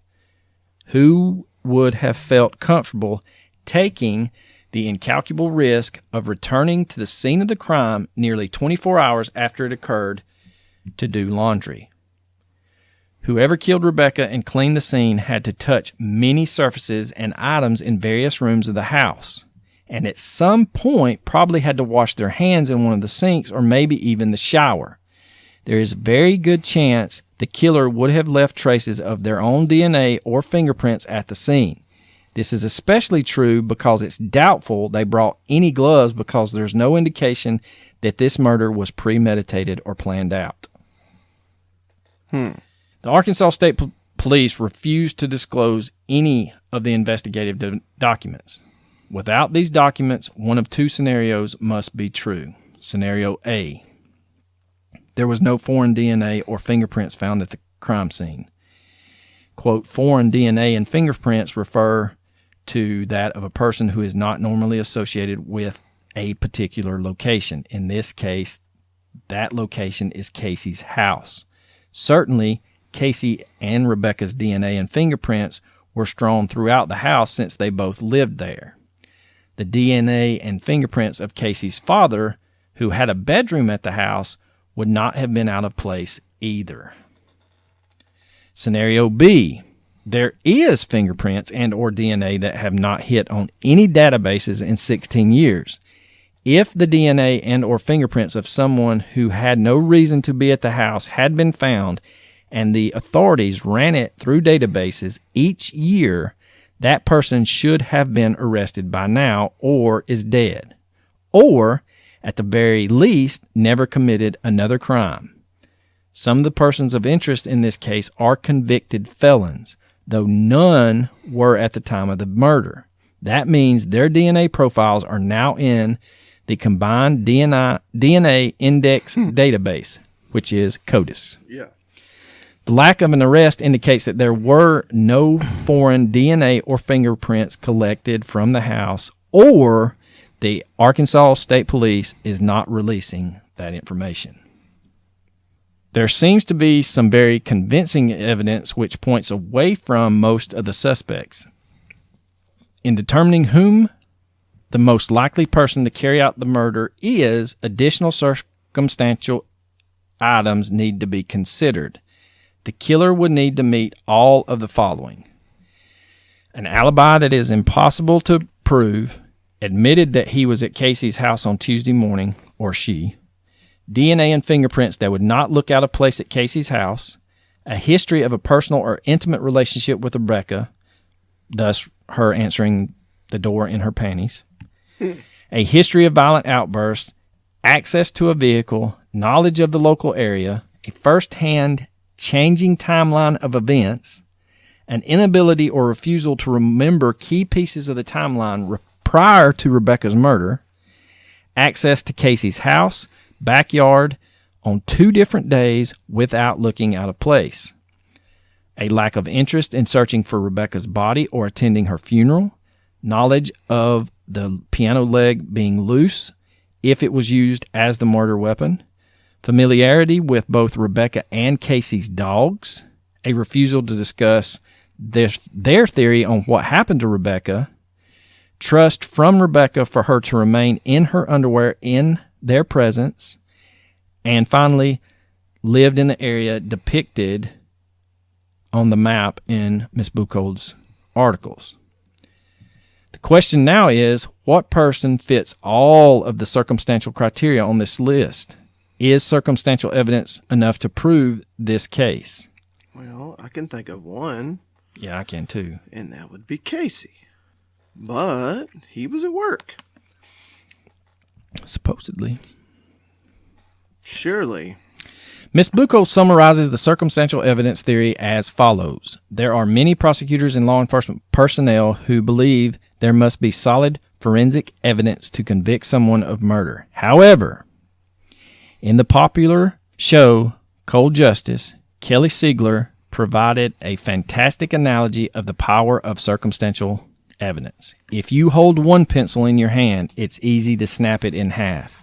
But if you have a fistful of pencils, you cannot break them. The same holds true for circumstantial evidence in court. One piece of circumstantial evidence is easy to contest and disprove. However, many pieces of circumstantial evidence that all point to the same person are very difficult to refute. When analyzing Rebekah's case, we have a lot of pencils. And we will post a link to Ms. Buchholz's articles so that you can read through them on your own. All right. And yes, we're finally getting to suspects. I know that took a lot, and I hope y'all are still with us. That's a long episode, but I mean, I think it deserves to be a long episode. Yes, I agree. Now, this is just crazy. We're going to start off with JB, and he is also known as Jesse. He was friends with Rebekah and a former classmate. He was also friends with Chris. Chris is basically his best friend. Who's Chris? We'll get into that. Okay. Back in 2004, Chris was a known drug dealer. Mm. He had helped Rebekah score some pot on different occasions. Once she showed up with Casey, JB explains that he never kept his dope at his place of residence. He told her that both she and Casey would have to ride with him to go pick it up. JB recalls that Casey never said a word during this ride.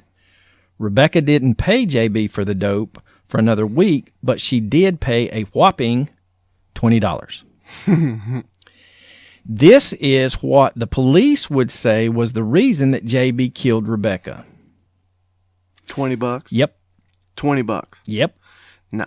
$20 is hardly a reason to kill someone, and from what we've learned in his interview with Miss Townsend in episode 2 of her podcast, makes it sound like this was something common for Rebekah to do to get some dope and pay for it a week later. JB also had a solid alibi and was in Cabot, Arkansas, which is in northwest corner of the state, the weekend of her death. Police would go on to change their hypothesis and state that his friend Chris actually committed the murder and got JB to help him cover it up. Again, we know that if two people are involved, it's awful hard to keep a secret for 16 years. Absolutely. Again, this theory from the police doesn't hold water. While JB was in Cabot, Chris told authorities that JB had actually killed Rebekah because he was supposed to go fix her alternator and left town for a couple of days following her death. This caused a huge problem, to say the least, between JB and Chris, and they've never spoke since. That would fuck up a friendship. Yeah, for sure. Murder tends to fuck friendships up, man. Well, that and you accusing me of murder is going to piss me off. No doubt. JB does not think Chris was capable, even though Chris's car wound up getting crushed soon after the murder. That is a very odd situation. And I suggest if you're interested in that, check out episode 2, because she goes into a much greater detail than we have time to. Yeah, for sure. Now, JB does not think that Chris was capable, even though his car was disposed of after the murder. One of the rumors is that Chris stored Rebekah's body in the trunk, and that is why it was crushed in a junkyard. If this was even remotely true, police would have had substantial evidence to put Chris away quickly. Yeah, for sure. JB said that a couple of weeks later, a mysterious oil can with blood on it was found in his Blazer, and the cops took it to have it tested. He states that the only way there would have been blood on anything in his vehicle would have come from a deer that he struck and transported to his father-in-law's. Authorities have never contacted JB again. And soon after this, he decides, fuck it, I'm moving to Texas. Now, let's get to Chris. The police have really honed in on Chris. And to say that Mr. Simons really likes Chris for this murder is a huge understatement. Chris, like JB, was friends and classmates with Rebekah. Chris feels like Rebekah and her sisters were like his sisters, and he reiterates that while he was staying with JB the weekend Rebekah went missing, and that she stopped by JB's, and JB had mentioned that he was supposed to fix her alternator. Chris would go on to tell police just what we stated, and according to him, this is when police started focusing in on him and JB. Chris states that Rebekah was always good to him and he would never harm her. He feels that by telling police what he did, he placed himself as a main suspect. Chris still has a reputation as a very violent and dangerous person around Melbourne. Many people are scared of him, and I suggest you listen to his interview in episode 3 of Miss Townsend's podcast to make your own conclusions. But Chris tells Miss Townsend in the interview that he had stayed at his parents' house all night and only learned that Rebekah was missing when his mother woke him up. Chris feels like JB knows more than he is letting on. He states that he has never been to Casey's home and told police that they could administer a polygraph. To our knowledge, this was never done. Catherine Townsend states that during her interview with Chris that he had tears in his eyes when he recounts the last time he saw Rebekah. She feels in her heart, he is innocent. And after listening to the interview, so do I. Now, let's get into a lady named Jennifer. At the time of the murder, Jennifer was pregnant with Rebekah's former boyfriend, Justin's baby. Jennifer knew everyone that had ties to Rebekah that we have discussed so far, JB and Chris. It was well known that Jennifer had gotten into several arguments with Rebekah over Justin, and that Rebekah was known to be a scrapper and would not back down from a good fight. Rebekah's mom is on record stating that she believes that Jennifer had something to do with Rebekah's murder, but police state that she was shopping that day in Conway, Arkansas, and has credit card receipts to back this up. Jennifer was once Casey's manager at the Sonic they both worked at, so she would have known where Casey lived. Now, Rebekah's ex-boyfriend Justin states that he and Rebekah were still dating up until the week before her murder. Could this be motive for Jennifer to commit the murder? That's very interesting. That's a good question. Now we get to the man of the hour, Mr. Casey McCullough. He was Rebekah's boyfriend, or what we have referred to him as Rebekah's friends with benefits. He owned the trailer that Rebekah was murdered in. On the day of her murder, Casey was dropped off by Rebekah and worked his entire shift. He then left Sonic in Melbourne and went to a friend's house named Laren.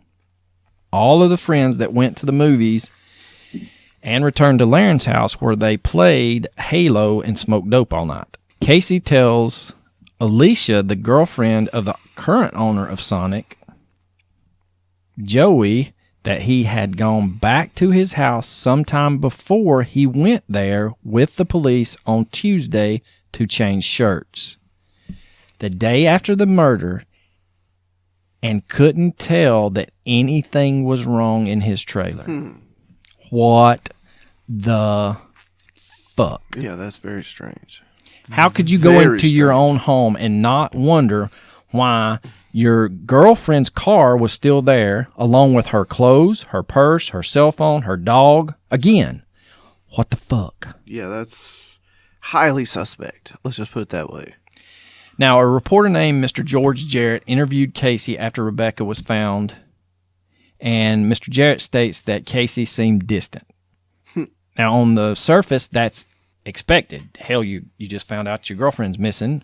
That's not anything to raise a red flag over, because people take grief and loss differently, and we've discussed this many times. Yeah, for sure. What is a red flag is that while almost everyone in Rebekah's life was out searching for her when she was discovered missing, Casey did not search for her. That is very strange. And just to be clear, everyone else that we have discussed was out actively looking for Rebekah. JB, Chris, Justin, Jennifer, all of them.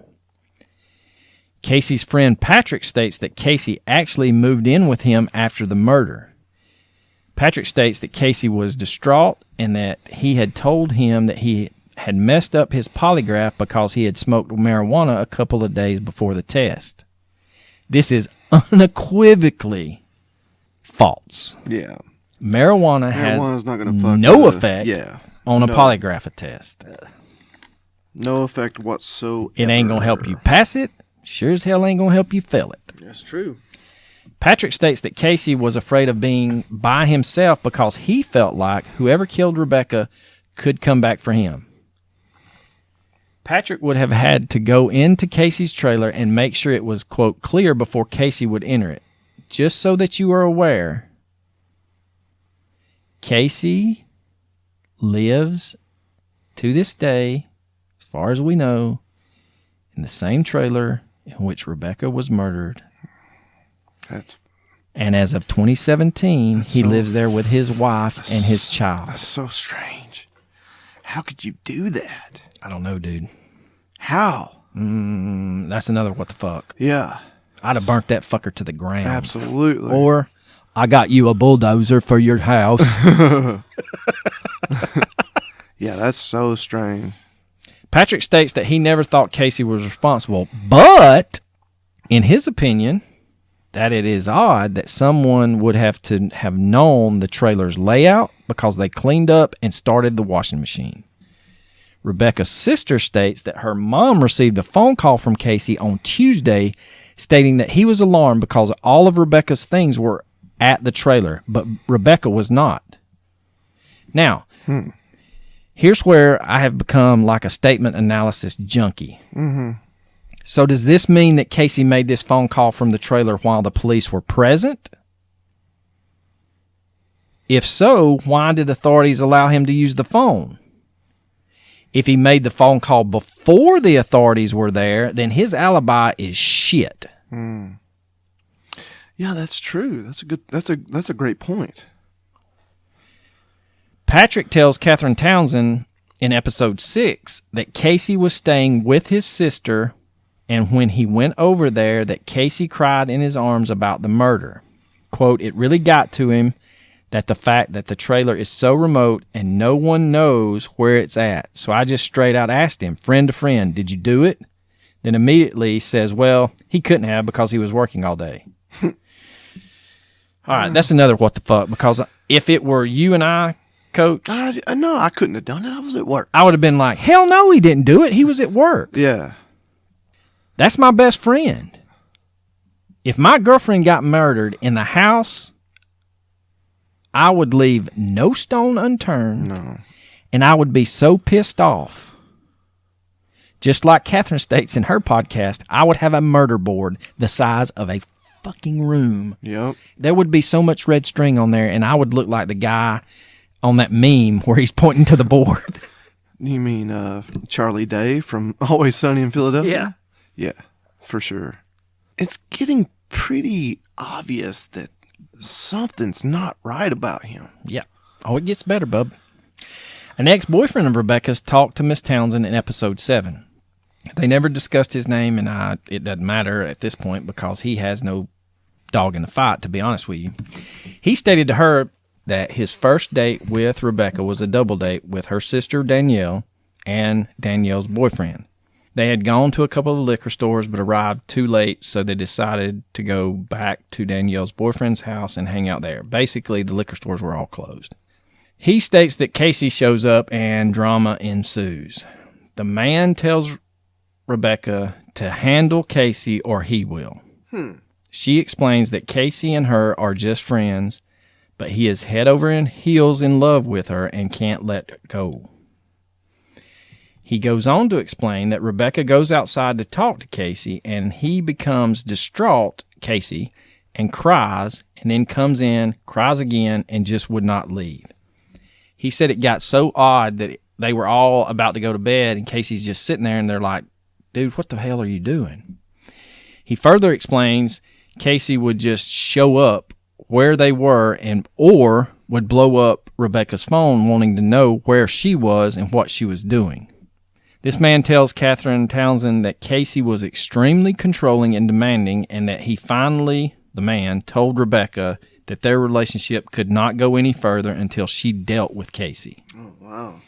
Casey would go on to run his mouth about this man to this man's friends, stating that he was going to stomp his ass. When confronted, Casey would state that he didn't have a problem with this guy and turned around and went back into Sonic. So this gentleman would go on to state that it is hard for him to believe that Casey would not be losing his ever-loving mind if he could not get in contact with Rebekah for more than an hour. Now, Laren, Casey's friend whose house he stayed at the Monday of the murder, states that he worked with Casey at Sonic. Now, investigators had asked Laren about what Casey was doing on the Monday in question. He tells investigators that he doesn't feel that Casey could have left while everyone was asleep because everyone at his house had loud vehicles and it would have woken everyone up. However, he is never brought back in after Rebekah's body was found by authorities. Really? He was only questioned during her disappearance, and he gave a statement to authorities during the search.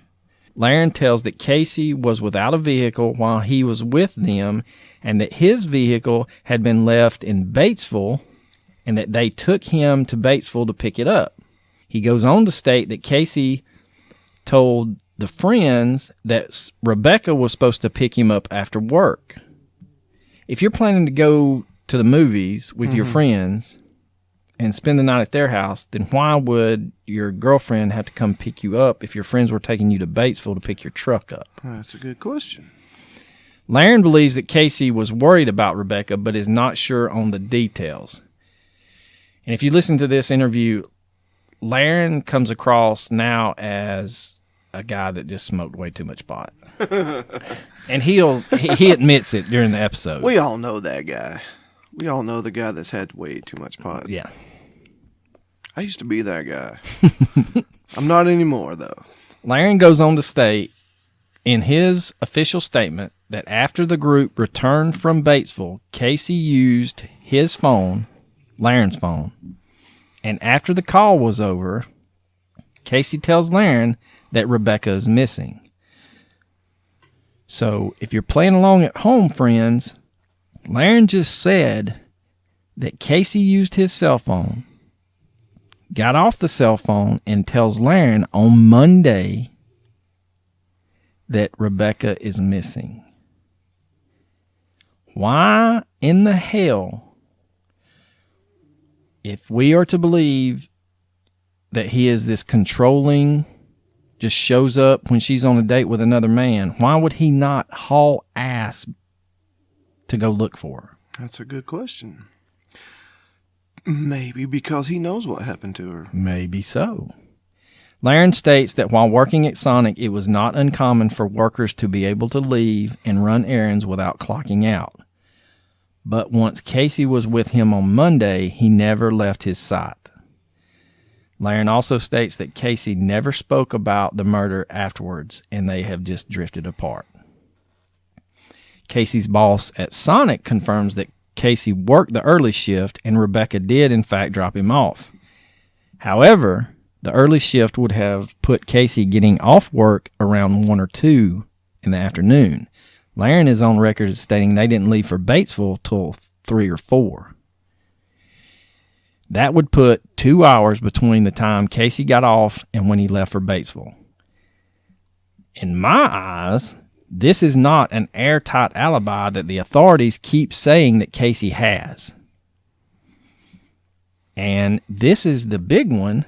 There is a rumor that Casey's truck was left at Sonic on Sunday night and he rode home with Rebekah.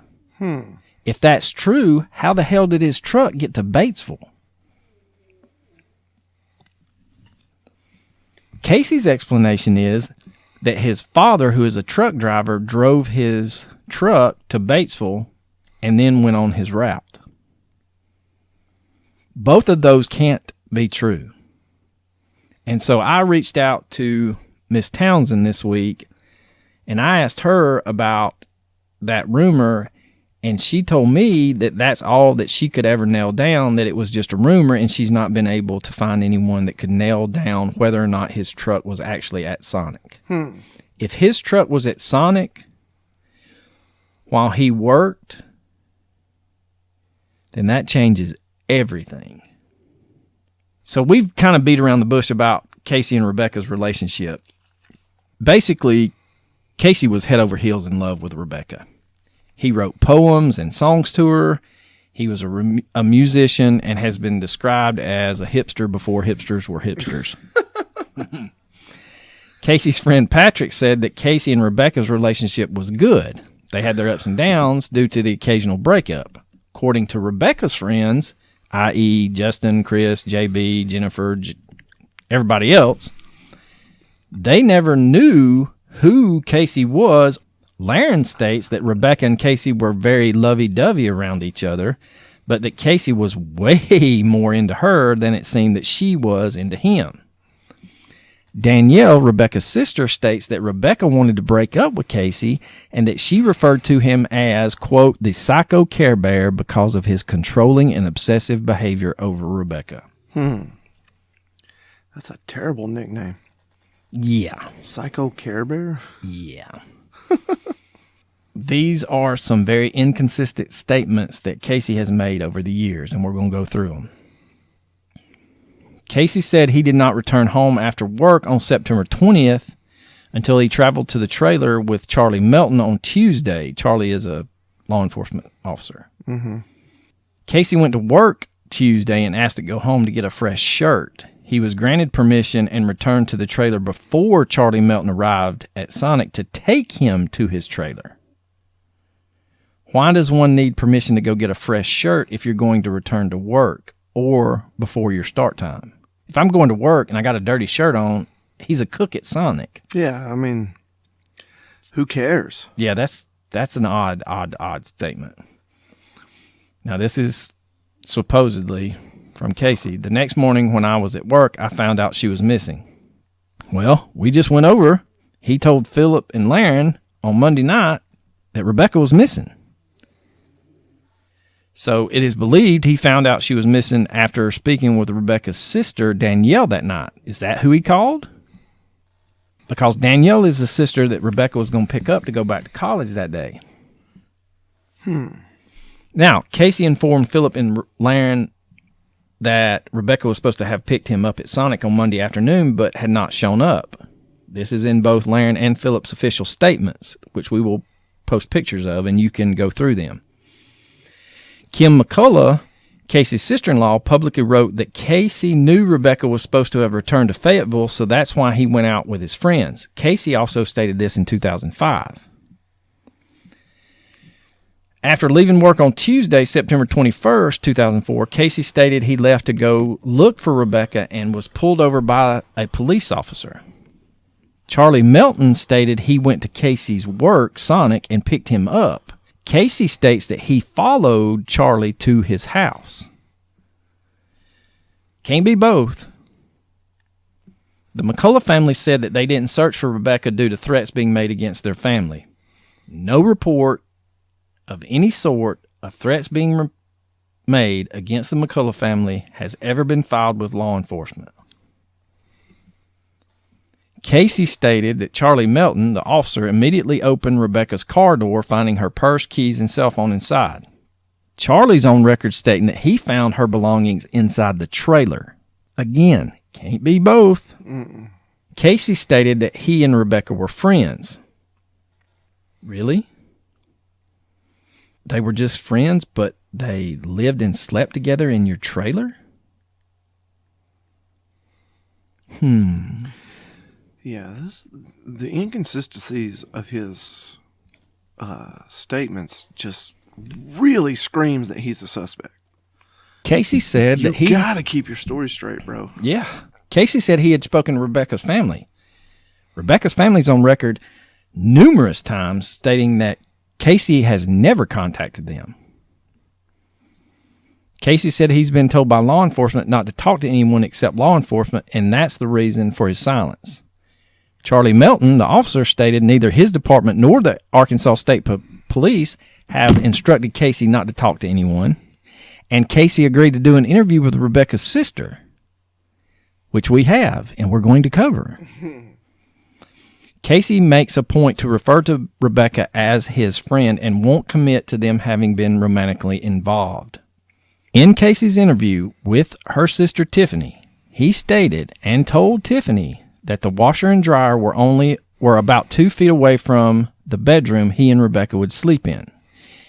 Again, if you're just friends, why are you sleeping in the same bedroom / bed? I'm pretty sure it was more than just a friendship. I've not seen these, but supposedly there are photos of Casey serenading Rebekah with a love song that he wrote for her while playing a guitar in front of her and her family. In Tiffany's interview, Casey stated the dryer was full of towels. How the hell do you know that? He also states later in the interview there were 2 loads, one in the dryer and one in the washer. I couldn't tell you which one the sheets were in. Again, how do you know that? If you've not been back to your trailer, how do you know there's towels in the dryer and sheets in the washing machine? And if you do know that, then why the hell are there blood on them? Those are great points, my friend. In 2005, Casey told George Jared, the same George Jared that wrote the West Memphis 3 book, that he went to a friend's house after work on Monday to play video games. Now, in most other statements, both to law enforcement and to other people, Casey stated he went to Batesville to watch a movie with friends and then to Laren's house. There has not been any mention of them playing video games that night. This is backed up by Philip and Laren's official statements prior to Rebekah's body being found. These are official statements they gave to police. You would think that if they played video games, they would dictate that in their statements.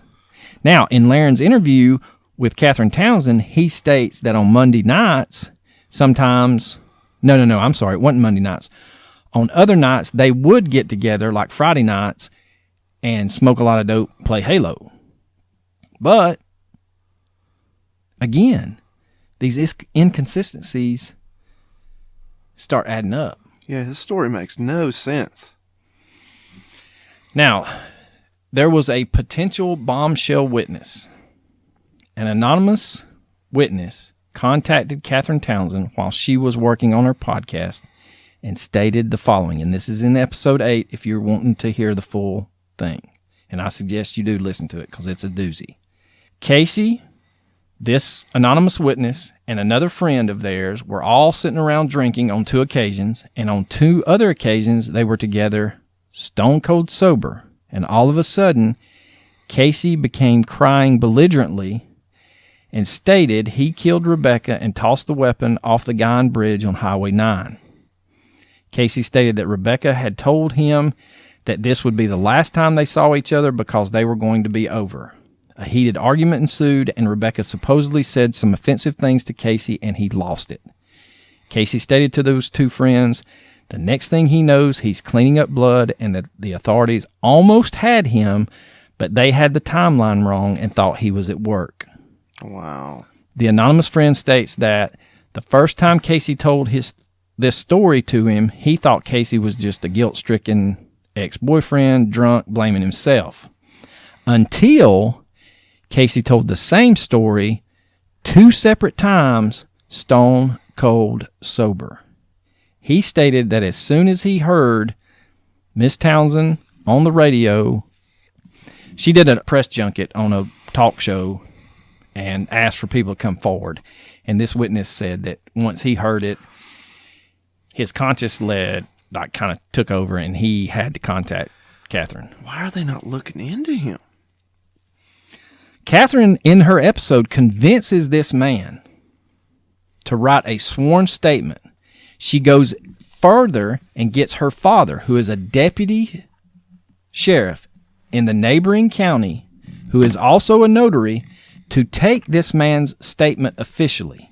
She, Catherine, takes this statement to authorities and eventually gets a meeting with the lead investigator, Mr. Mark Simons. Simons tells her that, quote, there is no way Casey did this, end quote. Wow. Somehow, Casey finds out about this witness, who is supposed to be anonymous. Can someone from the Arkansas State Police please explain to me how an anonymous witness whose statement is given to the lead investigator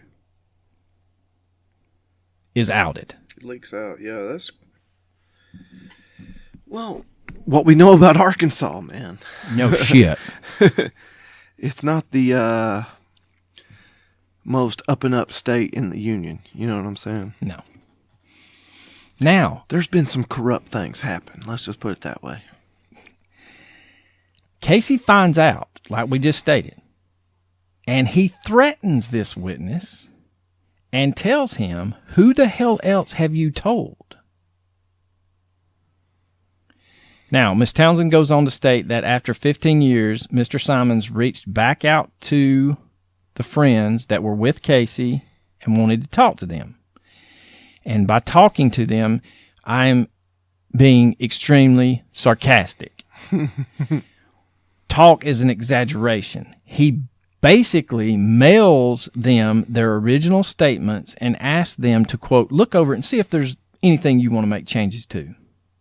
He then goes on further to state, again, quote, "Man, you know Casey didn't do this," end quote. Mark Simons is on record stating that if he cannot get Chris for the murder, he will serve the rest of his life in jail on other charges. To say that Mr. Simons really likes Chris for this murder is a huge understatement.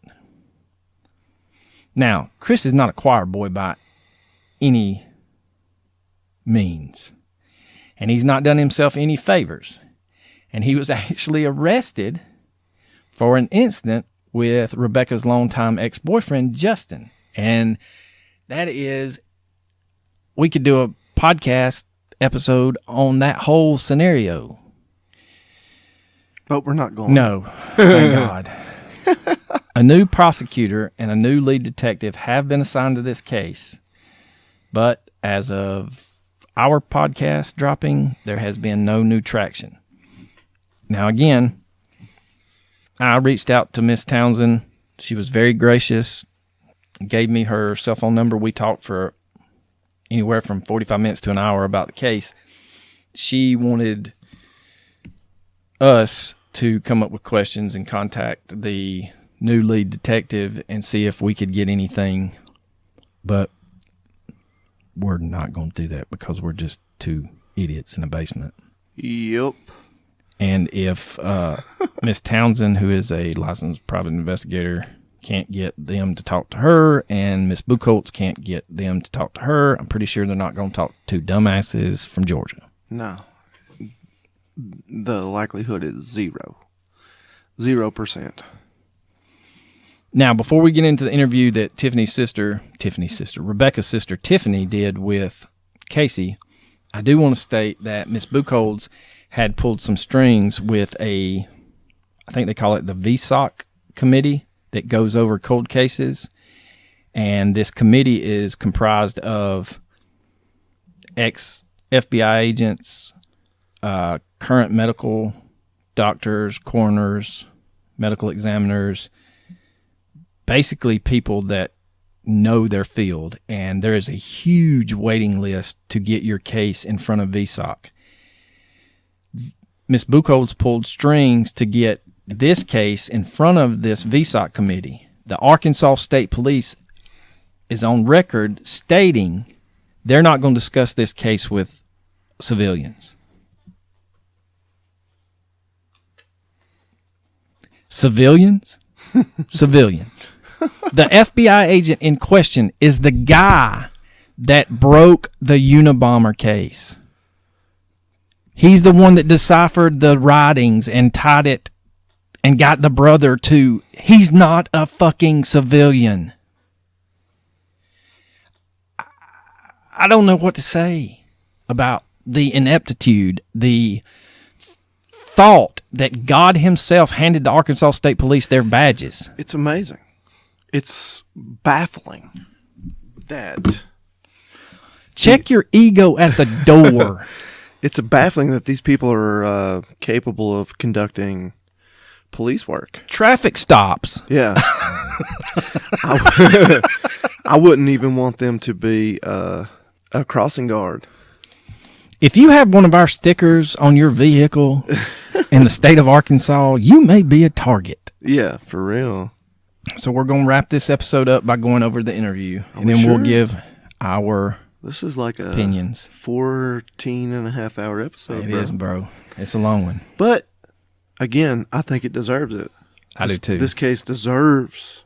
This is a case, and I've listened to many podcasts. This is a case I'm afraid that I will be sitting in a red light one day and go, I wonder if anything else has happened, and I'll start Googling it. Yeah. This is the interview that Casey had with Rebekah's sister, Tiffany. And this was provided to us by Mrs. Jennifer Buchholz. Tiffany states, I talked with Gabby this morning and went over some questions to ask you. Casey, that's okay. We both know what we want to do here. I understand. She's your sister. You loved her. You want justice. You want that, and I'm willing to help. Since we both know this was not a social call, Tiffany goes straight into asking the important questions. Casey's on record stating, I do want you to know one thing. Every time the police have come up here, I have stopped whatever I was doing and I have cooperated. What do you need? Let's do whatever you want to do. I want to cooperate. There has been one time I have told police to get off my steps. Now, as far as Catherine Townsend and the media, get out of here. Yeah, Catherine's on record stating that he would not at all talk to her and even sent a message to her stating, leave me alone. So this is Tiffany. I've done the same thing. Well, not with the media, but like I told you before, the media has never come to us for anything. I mean, if they would have, we probably would have talked to them, but they went to my dad, who didn't really know Rebekah. He didn't know anything about her, unfortunately, and I think it was the last name.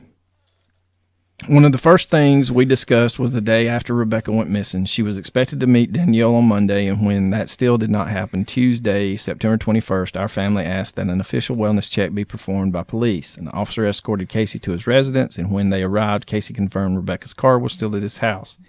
He shared this was not a surprise. He had already gone home that morning. Ding, ding, ding, ding. When they pulled into the driveway, the police officer immediately opened Rebekah's car door, finding her purse, keys, and cell phone inside. Next, they entered the house where they saw Lady, Rebekah's dog.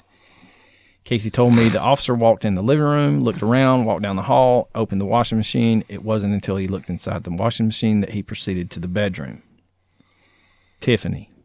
The police officer you talked to at first, was he a friend of yours? Casey. No, I had seen him around, but he was not a friend. I mean, I'd seen him around. It's a small town. I didn't even hang out with him or nothing.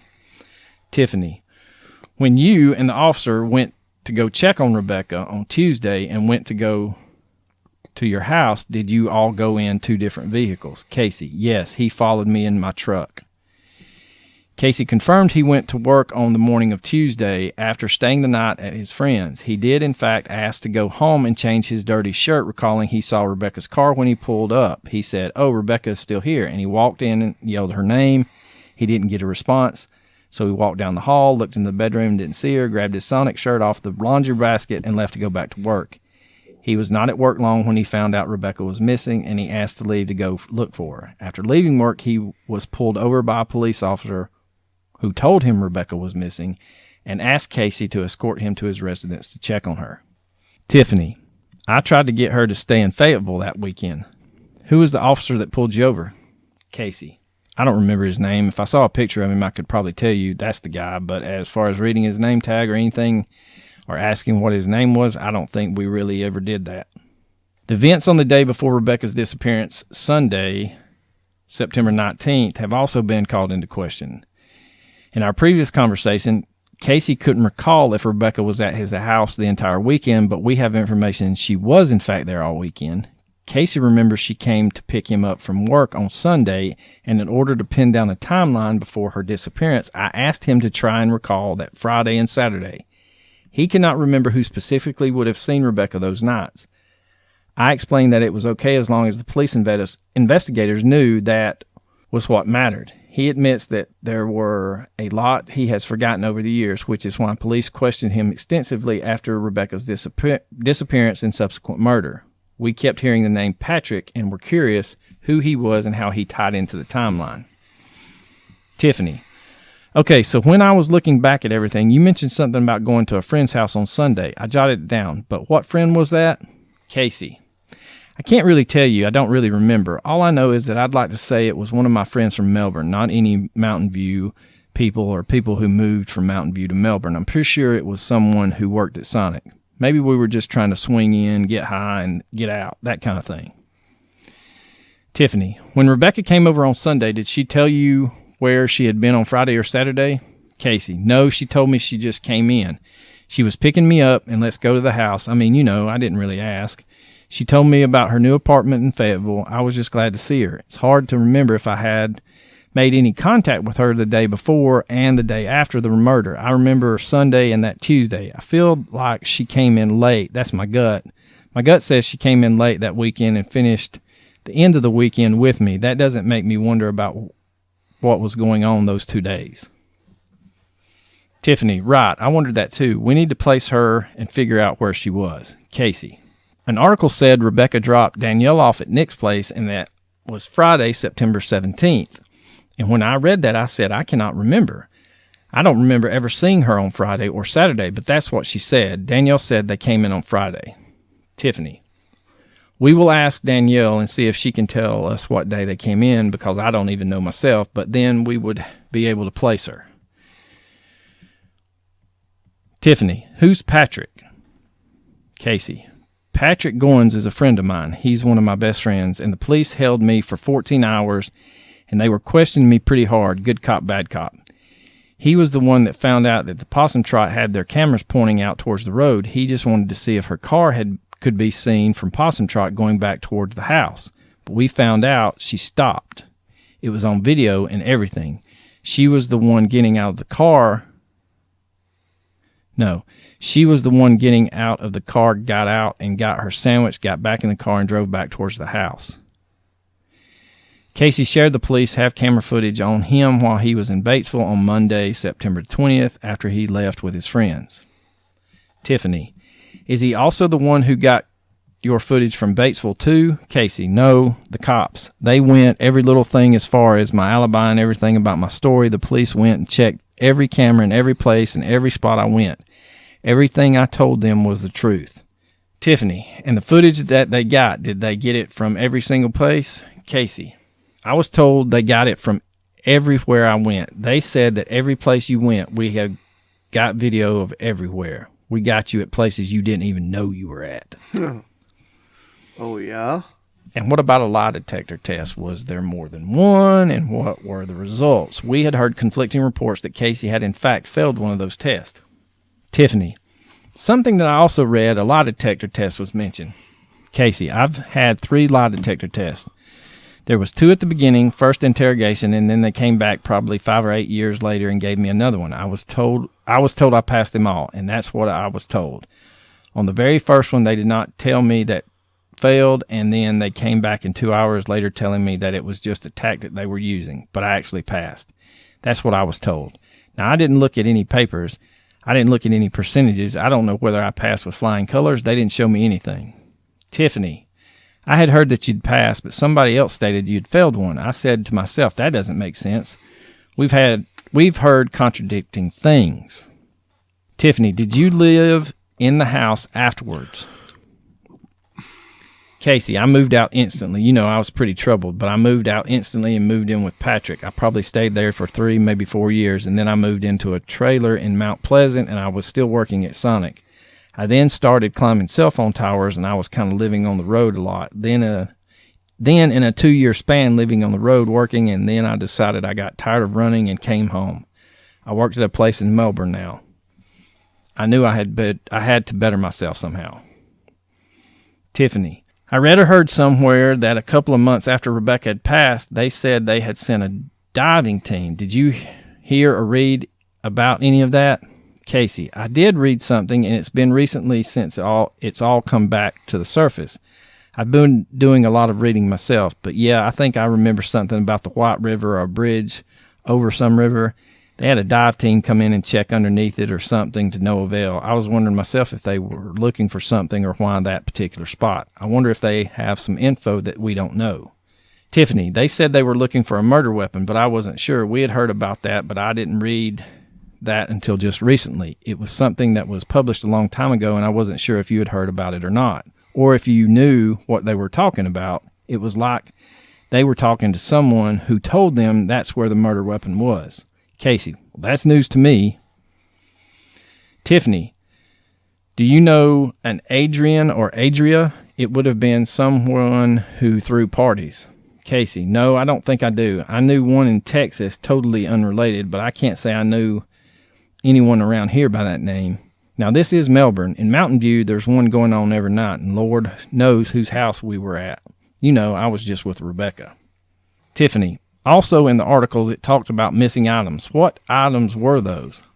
Casey, I didn't see anything missing as far as what everyone has read about. That's basically the piano leg. It was my piano, and it was right by the hallway, the entrance to the hallway, and if you walked by the piano and hit it in the right way, that leg was loose. It would just fall, and it would hit the floor. I was always having to put it back, but that's the only thing I know about that was missing. Tiffany, so just the piano leg? You can't remember anything else? Casey, no, I cannot. Tiffany, the article said items, like there were a few things that were missing. And I heard about the piano leg, so the piano leg wasn't there? Casey, no. Tiffany, did everybody that would come over to your house know about this? Did everyone know that piano leg was easy to knock over? Casey, I didn't have too much company over here at all the time, but like most people that I did hang out with would come over and play guitar, I would play piano, and we would joke about my piano and how it was falling apart. It's falling apart, but it sounds good. As far as I know, the way Simon questioned me, I'm getting that they think it was the piano leg. Now they don't tell, because every time I ask, they say they aren't going to tell me, but the way they ask, that's what I'm getting. Tiffany, do you think someone set you up? Casey, I think it's a good chance the way people think in Mountain View are not the way people think in Melbourne, and I was trying to get her out of Mountain View. I failed miserably, but... Casey goes on to talk about how he and Rebekah knew Chris. From what he remembers, it was a group setting in parking lots, probably doing the usual, smoking cigarettes, hanging out, maybe smoking some weed many years ago. People in Mountain View commonly did this even back when I was in high school. Needless to say, Casey did not feel they were close as a group. Out of all the rumors, Casey did clear up the complications of Justin and Rebekah. He said they were attached passionately. After 7 years of a relationship, he understood more than anything how hard that bond can be to break. The whole situation has been characterized as a triangle. However, Casey states it was more of a rectangle. Okay. Being involved with Rebekah, he said he understood the connection she had with her former boyfriend, and he fully knew he was a corner piece to the puzzle. Rebekah and Casey had a true friendship, and sometimes it was more than simply just friendship. She came into town and needed to stay. Casey said he was there for her. Casey explained that on occasion he was known to even lend his couch or his porch to people who were in a bad way and had connections to himself and friends. As he said in his text to me, Rebekah could lean on him, and in turn he could lean on her. This even extended to Rebekah's friends on occasion. He also commented on his relationship with Teresa, who was Rebekah's roommate for a time. At times, he would even stay with Rebekah at Teresa's house. I don't ever remember Teresa and Rebekah being too mad at each other. Teresa was always nice to me. When I came back to work the first time, Teresa had made little Rebekah pins, and she pinned one on my shoulder. She was real sweet about it, and she helped me out a lot. Casey explained he was not upset when Rebekah decided to move away and start college. I'll stay your friend and help you out best I can, he explained, he told Rebekah. So when she didn't want to be alone, there I was. Me and Rebekah were good, he emphasizes. He said he was glad she was moving and leaving Mountain View behind. She promised to come and visit, even though Casey had no plans to hold her to it. Like most people working at Sonic, Casey was broke. Although Rebekah randomly threw out the invitation for him to follow her to a better future, Casey said he was just too poor to move and he couldn't bear leaving his family. Finally, I wanted to clear up once and for all those rumors about where the blood was located, how much blood he saw, and how he could have missed it. Tiffany, in some of the papers, it talks about blood in different parts of the house. So obviously on the bed, Casey. What I was told, which, like I said, when you ain't looking for something, you don't find it. The dryer was full of towels, basically, my guess, would be used to clean up everything. They did a really good job because I didn't see anything.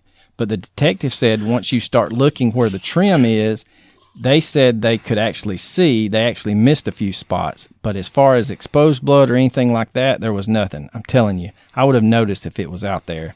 They cleaned it up and concealed it. Break.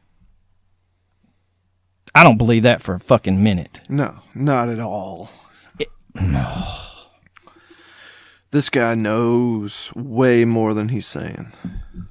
You go in to get a shirt from your house. Yeah, this guy. Your bed is stripped of the sheets. The mattress is flipped over. There's no pillows on it. Your dryer's running and your washer's running. And you don't think that's odd? This fucking guy. Okay. Yeah, something's not right. Something is not right at all with this guy. Something's wrong in Denmark. Rotten. Wrong, rotten, shitty, bloody, whatever you want to say. Something's rotten in the state of Denmark. All right, back at it. Tiffany, Were the sheets in the washer or in the dryer? Casey, there were 2 loads, one in the dryer, one in the washer. I couldn't tell you which one the sheets were in. As soon as police saw any speck of blood, I was a suspect of foul play, under suspicion of foul play.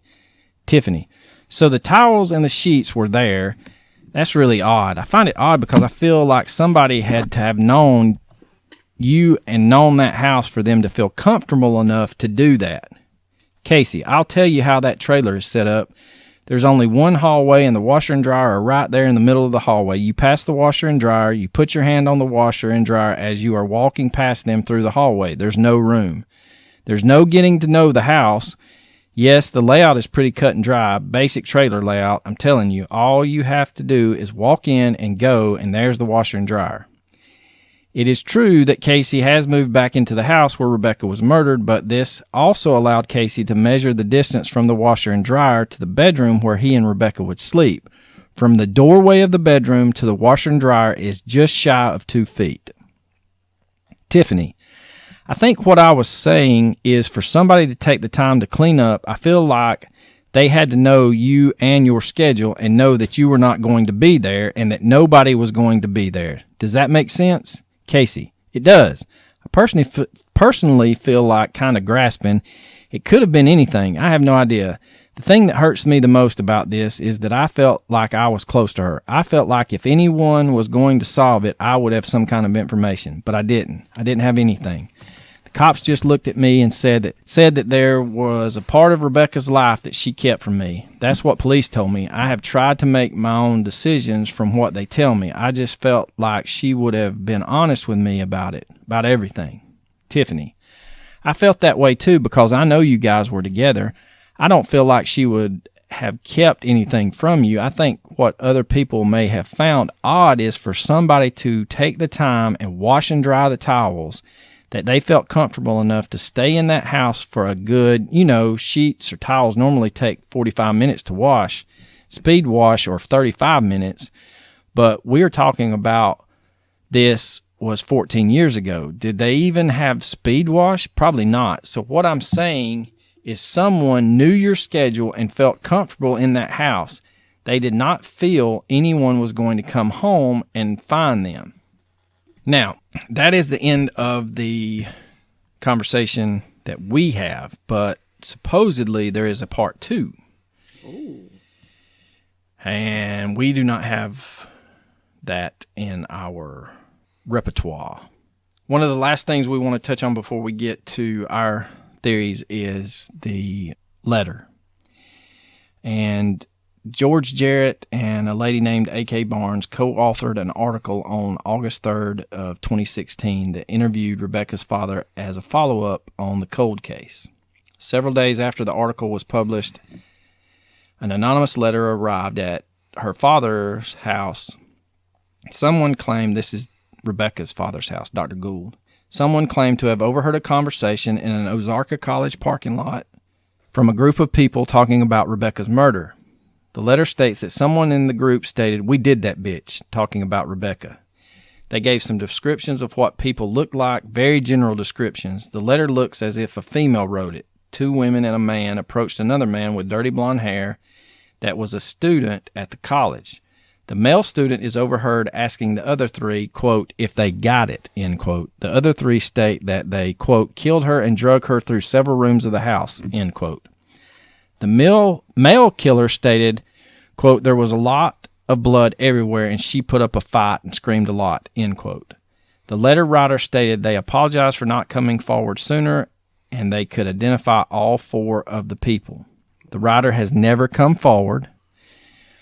Dr. Gould handed the letter over to the Arkansas State Police and they believe that it is a red herring. Handwriting analysis was done on the letter, and the writer was said to be a 20-something person, a.k.a. a college student. My belief is this was someone being a troll trying to place themselves into the case. And the reason I say that is if you can identify the 4 people, then you wouldn't give general descriptions. You would say person 1. You would give names. And it's not like Ozarka College is this huge college. If you've seen this guy around, the dirty blonde-headed guy, You know where he stays. You know if he drives a car. Like I stated, you could get a car's description, a car's tag number. Again, if you want more information on the letter, I suggest listening to Catherine Townsend's podcast. She does a great job of going over all of that. Now, with that said, that's all we got. Whew. That was a epic adventure, my friend. Yes, sir, it is. We definitely strayed away from our typical podcast length. But again, I think it warrants it, to be honest. This is a crazy case, and it deserves to be thoroughly investigated. What's your theory?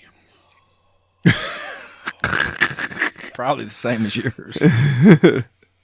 I go back to Miss Siegler on Cold Justice.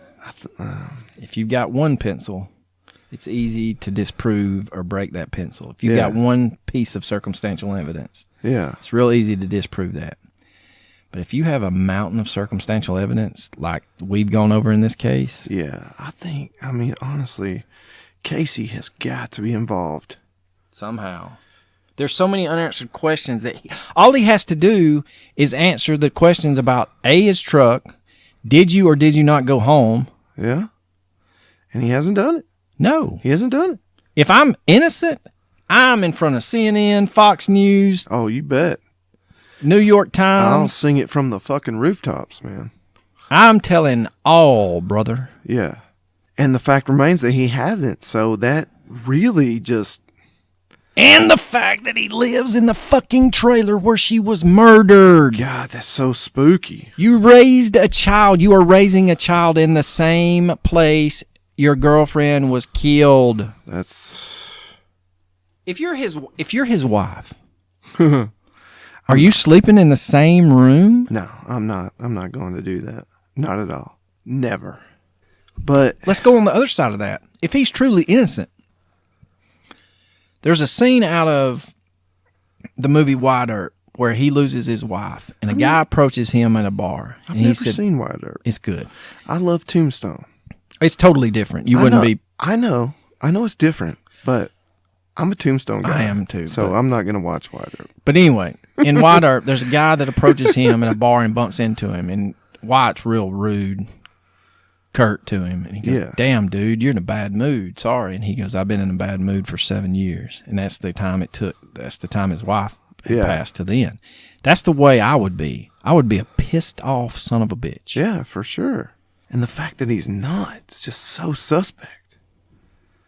It's just, he's doing himself no favors. He is making himself seem extremely guilty. Extremely guilty. And you can stop all of those. Just answer the damn questions. Yeah. So I think he's guilty as sin. I do too. I do too. And the people that suggested this case to us, they think he's guilty as well. So unfortunately, the Arkansas State Police will not release anything. They will not let a licensed investigator even look through the case files, not even see autopsy photos, diagrams, the layout of the house. Supposedly, the county sheriff's office had their crime scene unit on site for 13 hours. 13 hours collecting evidence, and you don't release anything? I go back to the DNA. That's a huge circumstantial piece of evidence. Yeah. If there's not any foreign DNA, then Casey, Rebekah, and Casey's dad's DNA fingerprints are all over that trailer. If there's nothing else there, then Casey's your guy or his father is your guy. Yep. And again, it's real easy to fix that. If there is foreign DNA, then for God's sake, come out and say, Casey McCullough is not a person of interest. We have cleared him on the basis of there is foreign DNA in there. His has been excluded. We're looking for a perpetrator with this profile. We've run it through CODIS. We've run it through everything. We've reached out to 23andMe, whatever they do now, Yeah. and we haven't found this person. That would clear him. It would, but, I mean, they can't. I don't think they can because I think he did it. This is just so frustrating. This is probably the most frustrating case we've It's done. frustrating. It's frustrating. On a personal note, It's frustrating. it's very frustrating. Frustrating. On a personal note, I think this case hits home for me because she reminds me of a young lady that was tragically killed in a car accident that I coached when I coached softball. And when I say reminds me, I mean she's the same height, she has the same haircut, she has the same facial structure. And so this has been a very, very difficult 2 weeks of researching this. And I feel like I'm emotionally invested in this case beyond what I should be. But I feel like I know, like I stated earlier, as a teacher and a coach, I know 10 or 20 Rebekahs. Yeah.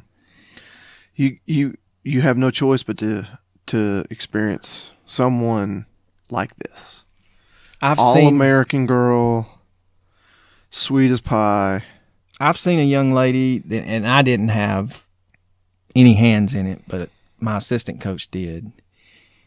When she was a freshman, he took her out in the hallway and he read her the riot act, told her she was better than the way she acted, she was smarter than the way her test scores proved, and that she needed to get her crap together. She needed to make something of her life. Mm-hmm. And you know what? She did. She did. She made it a phenomenal turnaround. She could have been a statistic. She could have stayed in that realm that she was brought up in, and there was a lot of just nasty shit going on, and she chose not to do that. She's married. She has 3 beautiful kids. She has a wonderful job.